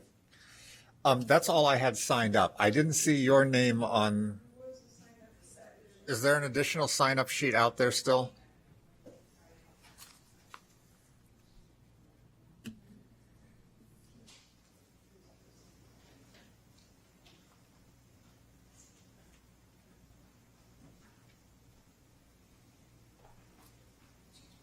Thank you. All right. On this sheet, I have Thomas Hughes.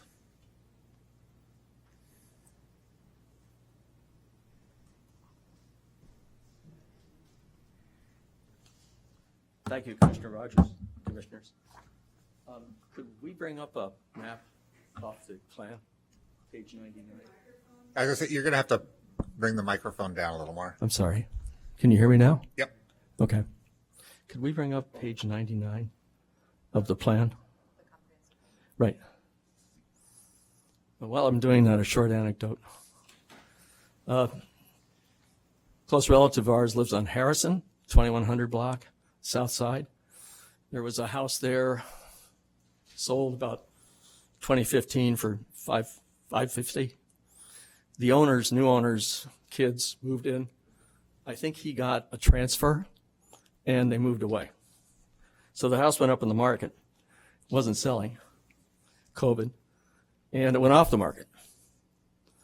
The owner figured out that he could take that house down and build a 2-unit in an R3 area. They did. The units went up. They're about 3,500 square feet each, and they went for $1.6 million each. Okay.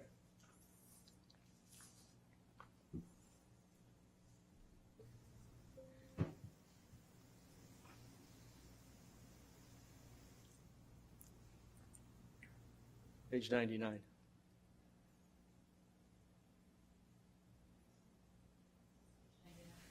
that it? The top two. Mr. Hughes, you need to be at a microphone. You can use the handheld if you need to step away from the lectern, but I don't know if this has a pointer on it. Does it have a pointer? yes, it should. Are you referring to the future land use draft? No, I'm referring to the amenities map. Okay. Is this a pointer? There should be a pointer on that. I'm sorry. Oh, thank you. There you go. If you look very much at the top here, you'll see a library there and another library down here. Those are the two branch libraries. They're gone. Those are no longer amenities. If you look here, I think you'll see a university or a school. I think that's the affiliation with University of Chicago that North Shore has for their training of their interns. It's not really an amenity for the neighborhood. So this is just a small problem with the map. There were other issues that were noted, like the parks aren't on here. We looked at, would you turn to page 15 on the map?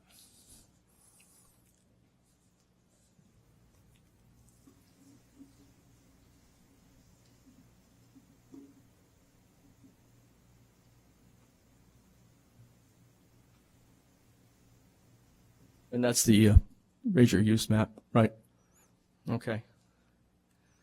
You can see that there's a campus here for Westminster Place, but there's no campus here where Three Crowns is. We also seem to have zoned part of the lake. So when we were looking at this, my wife and I, we kind of thought, well, this is probably a draft. So that was a little bit reassuring. Except we live right here in that little pumpkin shaded area. And listening to the problems tonight that's being discussed about R1, R2, and R3, we're in R1 right now. We have R5 right behind us. I'm on the south side of Hartzell Street. And on the other side of my alley are large 25-unit condominium buildings. They were not there when we moved in 50 years ago. Now, I'm not in that residential area. I'm in a higher density area. I've been moved into a bigger size building area. And now along that street is all business. That's all R5 now. So we saw that and we thought, maybe that's a mistake, like the rest of this. So I'm senior. We're both seniors. And we're at that point where we're trying to decide what to do. So this is eyebrow raising. And it points out a couple of things. Is this really the basis we're going to build on? Is this really what we're proposing? Because when I read the rest of the plan, there's no mention of the university's new stadium, of the concerts that we're going to have there. That's not in the plan. There's no mention of self-driving cars. And by 2045, I would think that's going to impact transit. There was no mention of the situation of transit in the area. What is the long-range plan for Metra, for PACE, for all of our transit systems that seem to be having financial problems? It's not there. I would say this is not ready yet. We need to really go back to the drawing board. And I need to go home and answer to my wife. What are they really proposing? And I don't know. Thank you. Next up, I have Paula Twilling.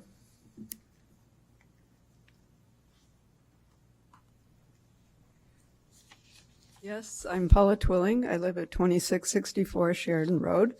I've been living there since 1986. Not there specifically, but in Evanston. Long time. I have to think about that. 1990 to present. I noticed that the commission recently voted 8-0 to ask the city for up to $60,000 for additional meetings related to the EV45 plan. The council approved this, but this, from my reading, would mostly cover consultant time. Consulting with the public is also paramount. When I talk to friends, people in Evanston, neighbors, and I mention this, they have no knowledge. They have a peripheral knowledge that, yes, it's a development plan. They have no specific knowledge of what these things are in EV45. And when I talk to them about your plans for R1 through R3, they either laugh or they look totally perplexed. And I can't explain it to them. So I think you need to do a lot more explaining to our residents. I would also like to say that density does not equate to better living. It's only more dense. It's also counterintuitive with environmental issues as you create more coverage with hard surfaces. Trying to mitigate these denser structures with tree canopy, native plantings is just, it's not there. The notice, the year-long process, we've heard, a year-long process. Some municipalities take many more years to discuss these kinds of issues. I have a relative who has been working in one. They have been doing it since 2013. The notice for the public hearing went into the Evanston Review. With all due respect to that publication, their circulation has tanked. I know it's a legal requirement that you do that, but people are not receiving that publication. So they don't know that this meeting has been called for next week. This kind of change needs much more participation from our community, and I'm glad to hear that commissioners do have those concerns, and that's what I support. I don't know if it should go to a referendum, but that may be a good idea. So thank you for your time. Thank you for serving on the commission. Thank you, Ms. Foley. I do want to clear up just two things real quickly. The consultant fee was not approved by City Council, so they actually voted it down. So I just want to clarify. So we did get extra meetings, but those meetings will not be with the consultants present on that. And this is not our plan. As commissioners, we are making discussion based on what's being fed into the plan through elected officials, through staff, through our consultants. And what we're doing here tonight is giving some of our input to be put into that as well. The next speaker I have is George Kripken.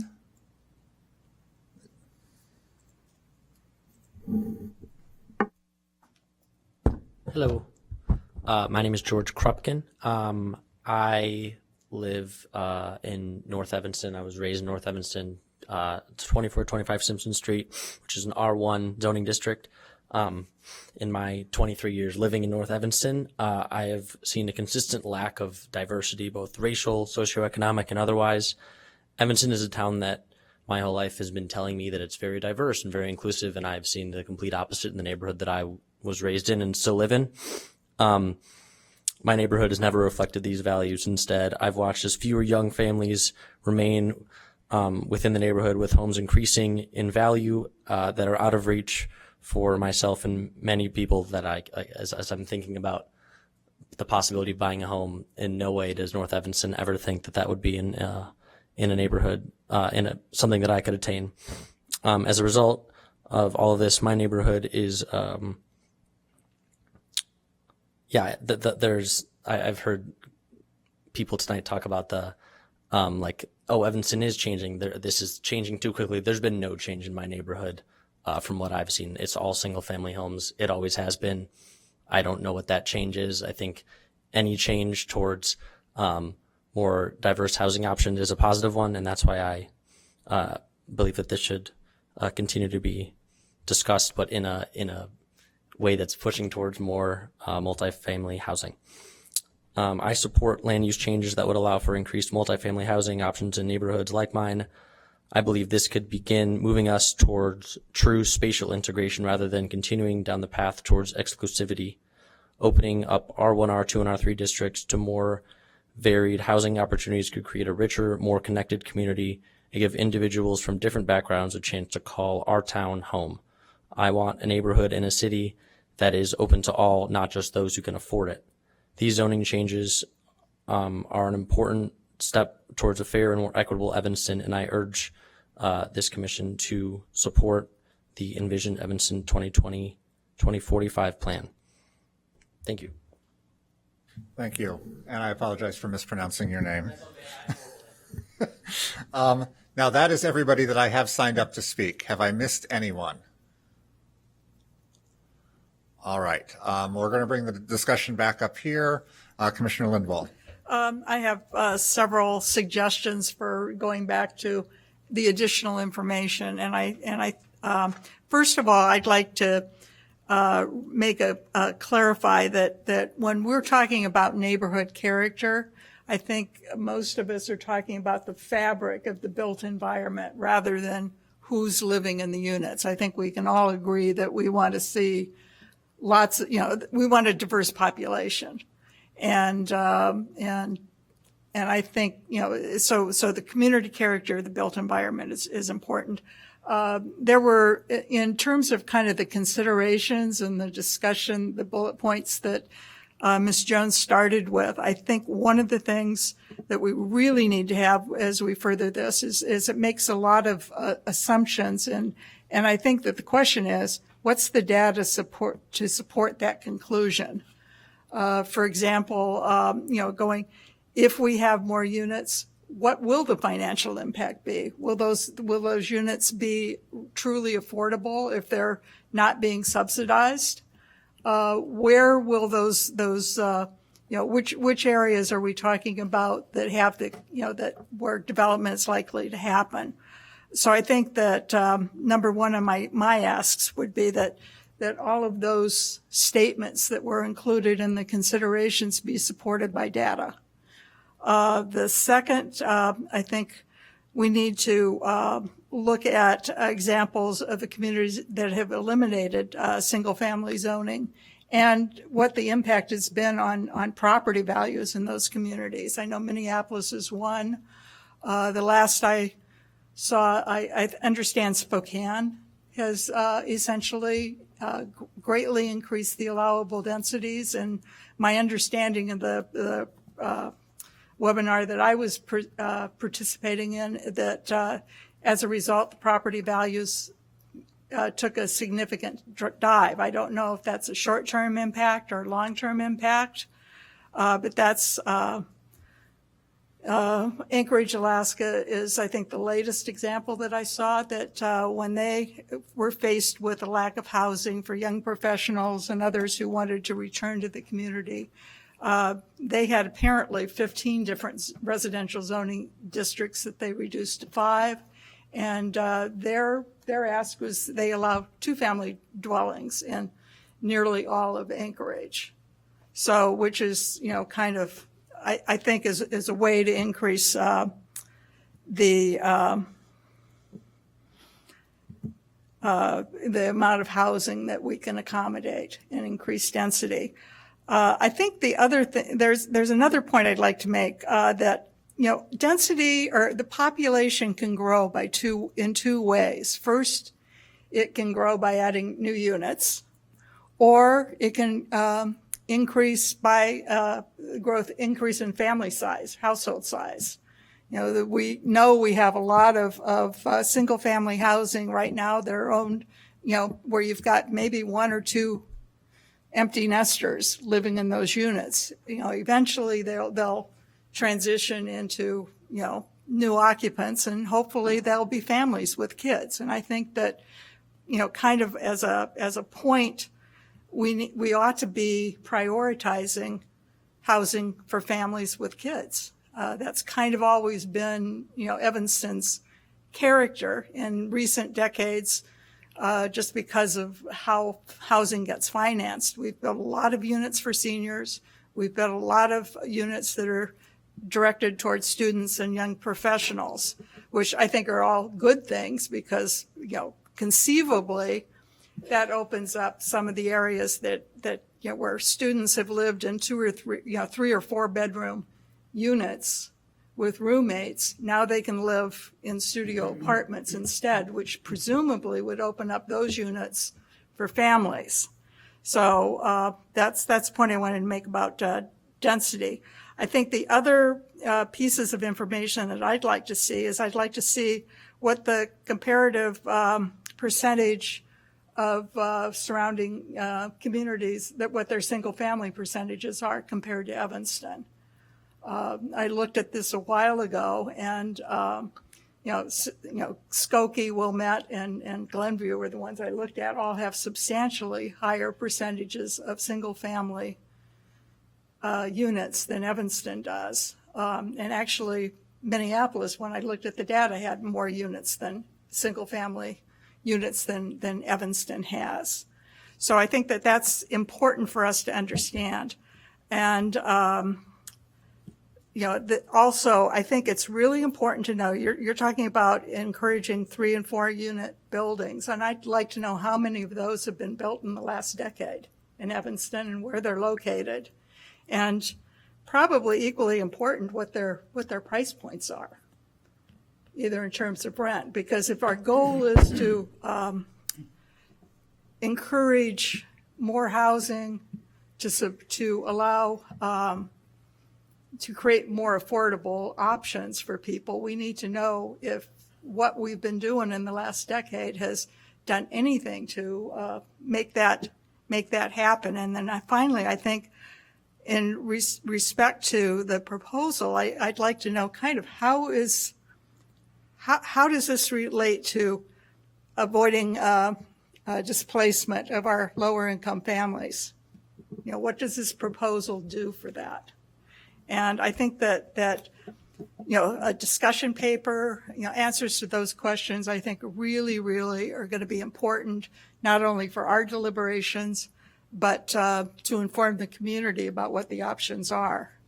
So I think that, it's really hard to kind of, get, a PowerPoint presentation with kind of discussion points and not have any data to really support those conclusions or to allow us to think through what the implications are. So those are my thoughts. Thank you. I want to follow that. I think there's a lot of misconceptions, as Commissioner Lindblad has pointed out. But first of all, I want to say that there was a comment made about why is this a top-down plan? I think this is the wrong way to approach it. Yes, there have been community meetings in the previous months, but what percentage of Evanston residents actually have commented or have said, let's get rid of R1 zoning. I really doubt that the residents have come up with this idea. I'm sure obviously it came from some of the aldermen, or councilmen, but I don't think it's a bottom-up idea. I'm going to just pick out a couple of comments that were said by the people that have spoken. One is this idea of life expectancy is lower in the 5th Ward versus the 7th Ward. I think that I don't think that has anything to do with housing. Honestly, I think these are complicated issues, and to simplify it and say, well, that's because the housing is different than the housing in other words is just totally wrong. And I'm offended by that comment, actually. This idea that affordability or more density equals lower rents or lower purchase price. I think that's another fallacy that we've talked about.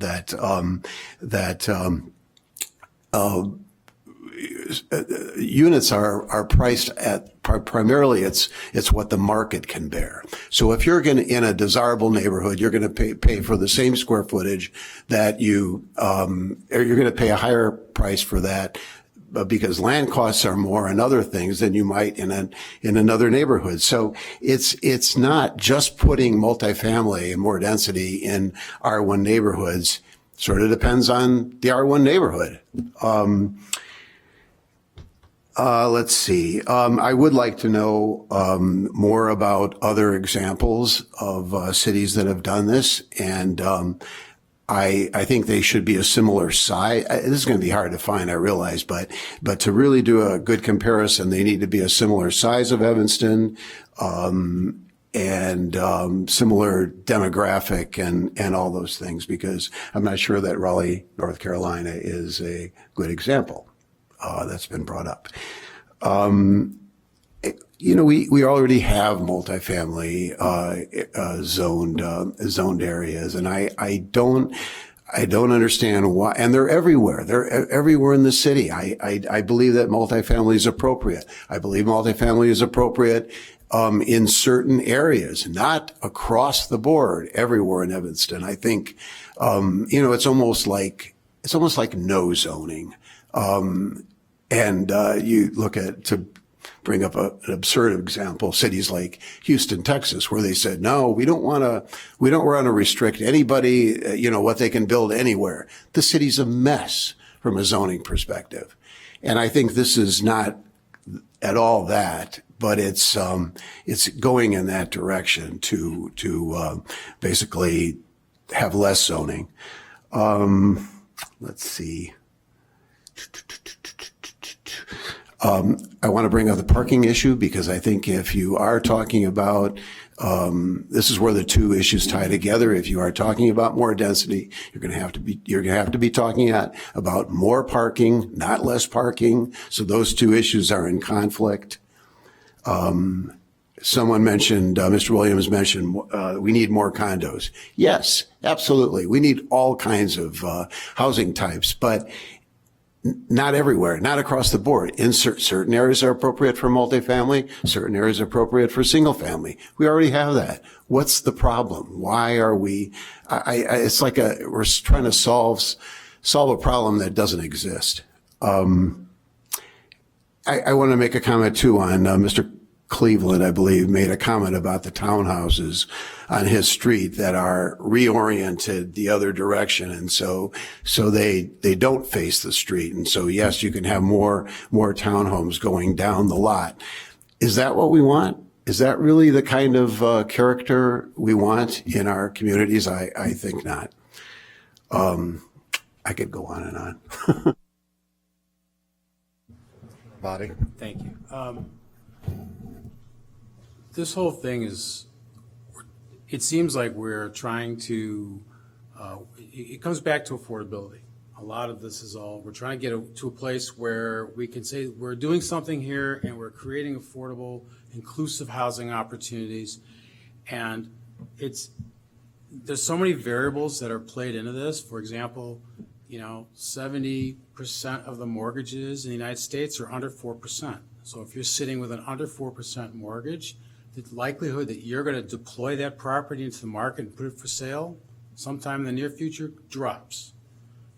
So the inventory of property is just not rotating into the ecosphere the way it was prior to that big drop in interest rates.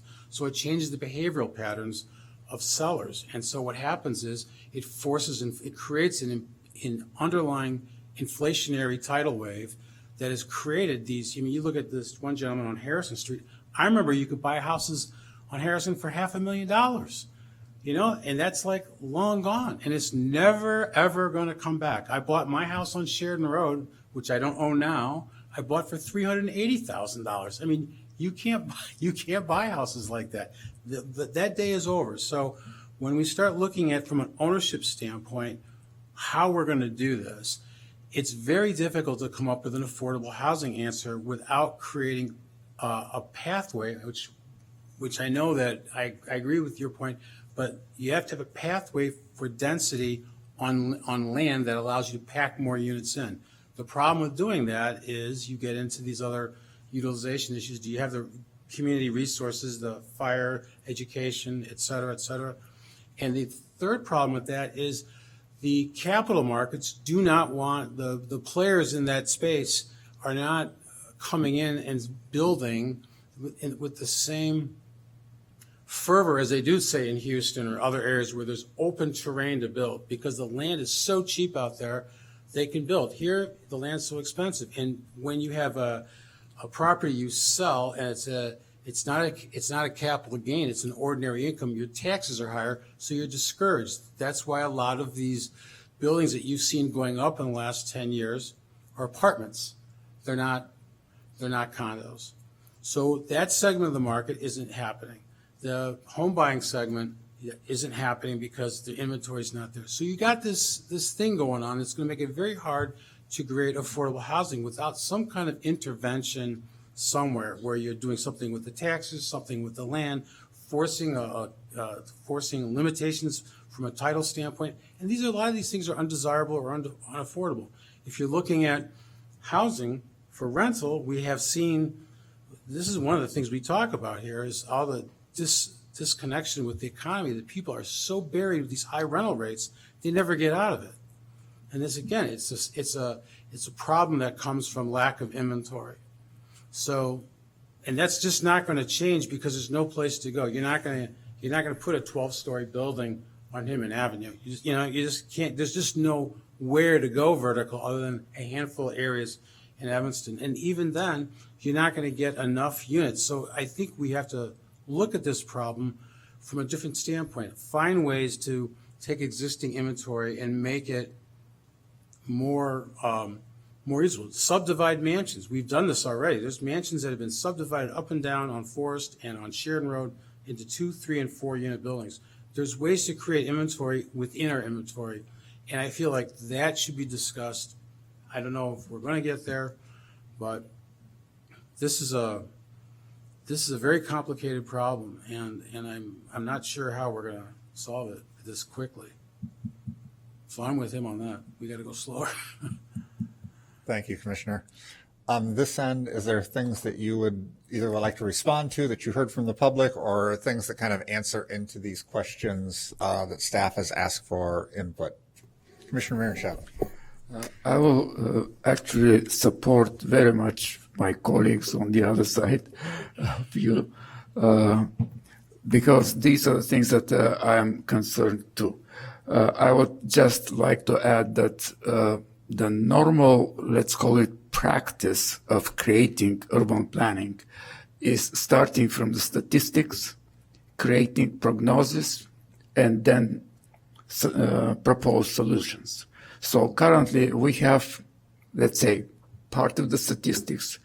We know the prognosis for demographics. We know a little bit more, but we don't have actually the model that the design team of this comprehensive plan suggests for each part of our city. And I mentioned this, and I'll continue to say, if we have, Evanston is a unique place, and we have to have a unique model for its development.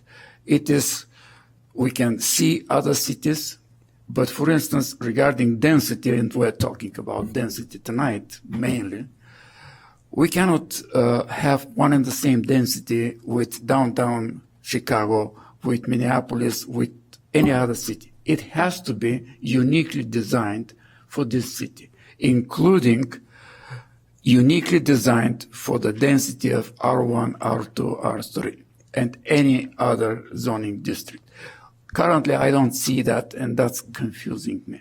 So I would suggest that we have a little bit more data and more design effort to provide this so that we can discuss it further. And I would say it's not only density about dwelling units per zoning district or number of people per certain area. It's green areas. It's infrastructure, how we support this and that density. It's parking. It is servicing, like amenities, and they're ready of servicing. All these are something like it's a living city. It's a living creature, I would say, that we have to design so that it works best for all of us, for all of the citizens of this city. So this is what I would like to see. More design effort in certain areas that will prove or not what we're suggesting now. Thank you. Other thoughts from Commissioner Arevalo? Yeah, I actually agree with my colleagues on the other side. If we're going to increase the density, and then the parking has been, there are no restrictions. How does that concur? That's been bothering me for a while. It doesn't make sense.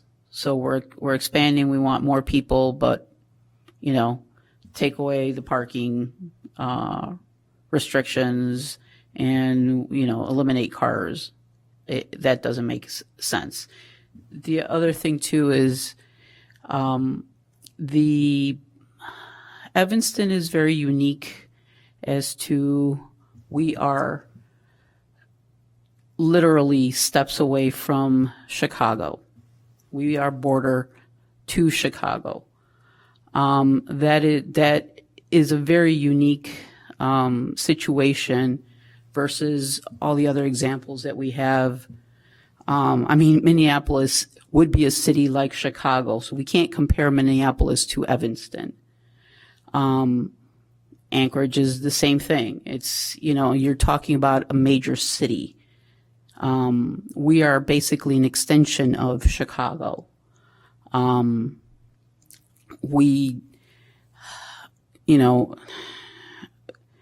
We're also very segregated when it comes to the diversity within the city itself.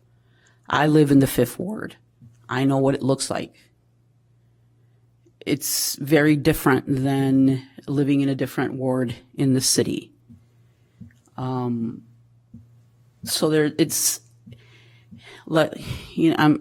trying to compare it to Chicago. It's not a bad thing for us to be basically an extension of Chicago. Redeveloping, R1 through R3, how would that impact? There's still a lot of questions that will arise from these changes, and obviously, we don't like change.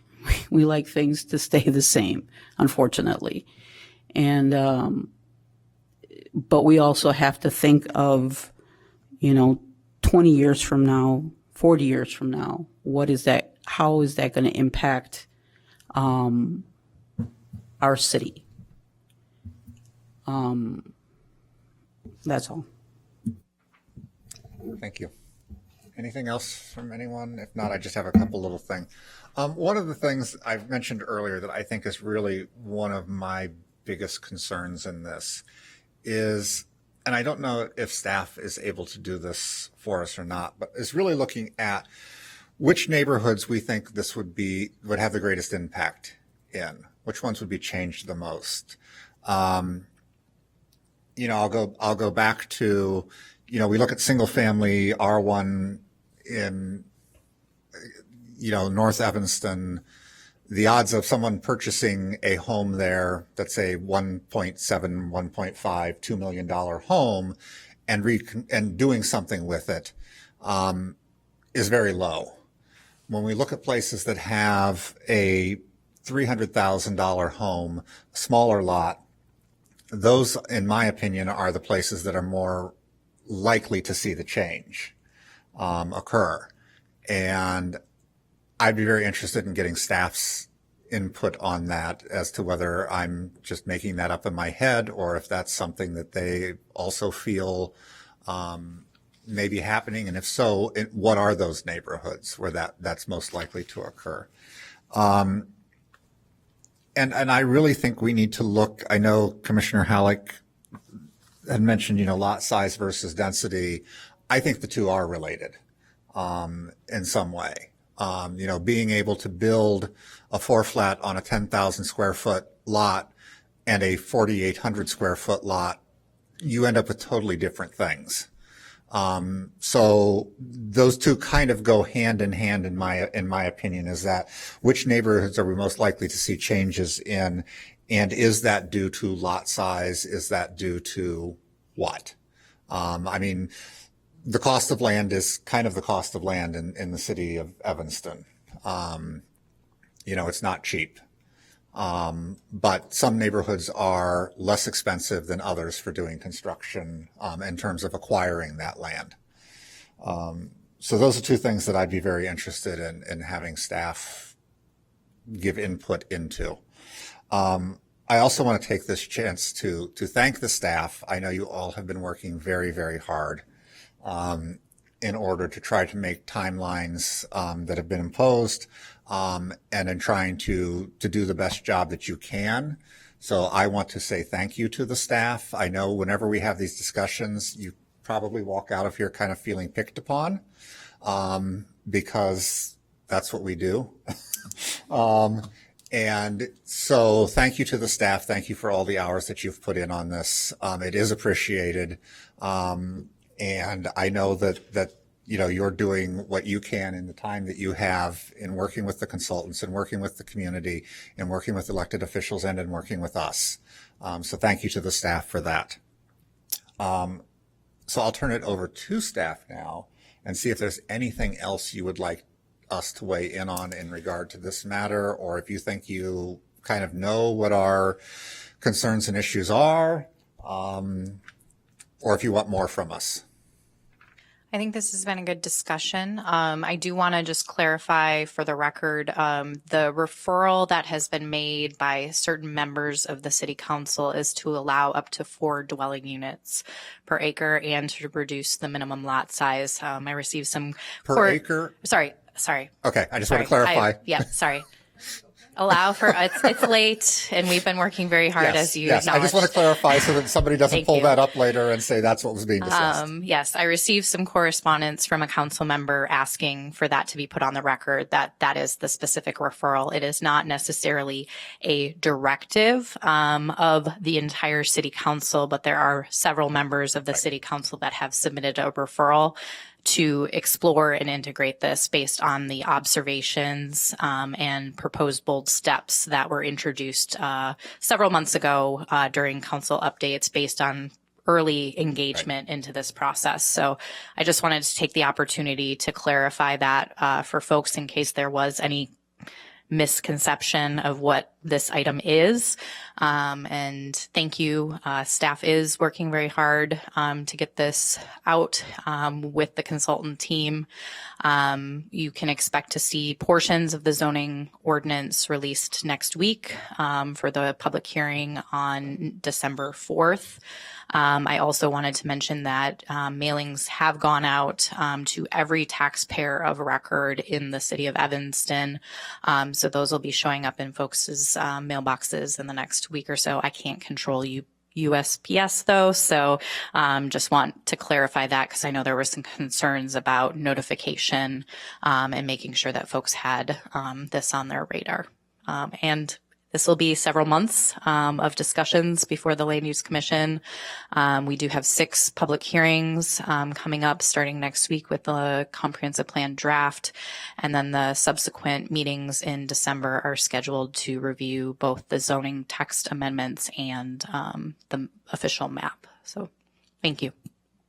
All right. And I would just Again, this has been a topic that's been discussed.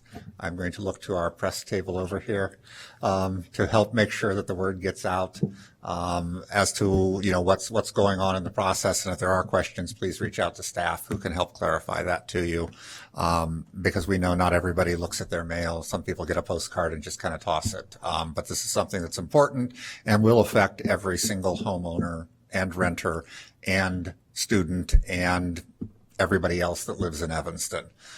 So we do want to have as much discussion as we possibly can and as much input as we possibly can in the time that is allowed. So we look forward to that. Commissioner Halleck. I just want to ask about this idea of a referendum. How does that happen? What's the process for initiating a referendum? This is really not an area where I have a lot of expertise. So I would request not to respond to that question. I'm happy to research it and follow up. I know it was discussed at a recent ward meeting, and the council members spoke to it. I think it can be initiated by certain number of members of the city council, and I believe there is also a pathway for the community to initiate the process. So that's just anecdotally my understanding of that at this point. Okay. But there are timelines on that as well in order to get something on a ballot. So, all right. Anything else from any of the commissioners? If not, I will thank the public for coming out and speaking tonight. It's always good to hear people's input, and everything that you tell to us will also go on to City Council, so they will hear the comments that were made and the discussion that's been had tonight. The next thing that we have is communications. I don't know that staff has any communications for us. The next section is public comment. This is a section where anybody can come up and speak to us about anything related to land use issues. Although usually when we have these discussions, most people have spoken to us on those issues. But I will open the floor up if anybody would like to have a few moments to say anything. Seeing no hands go up, I will now ask if a member of the commission would like to make a motion to adjourn. Move the motion to adjourn. Moved by Commissioner Lindwall. Is there a second?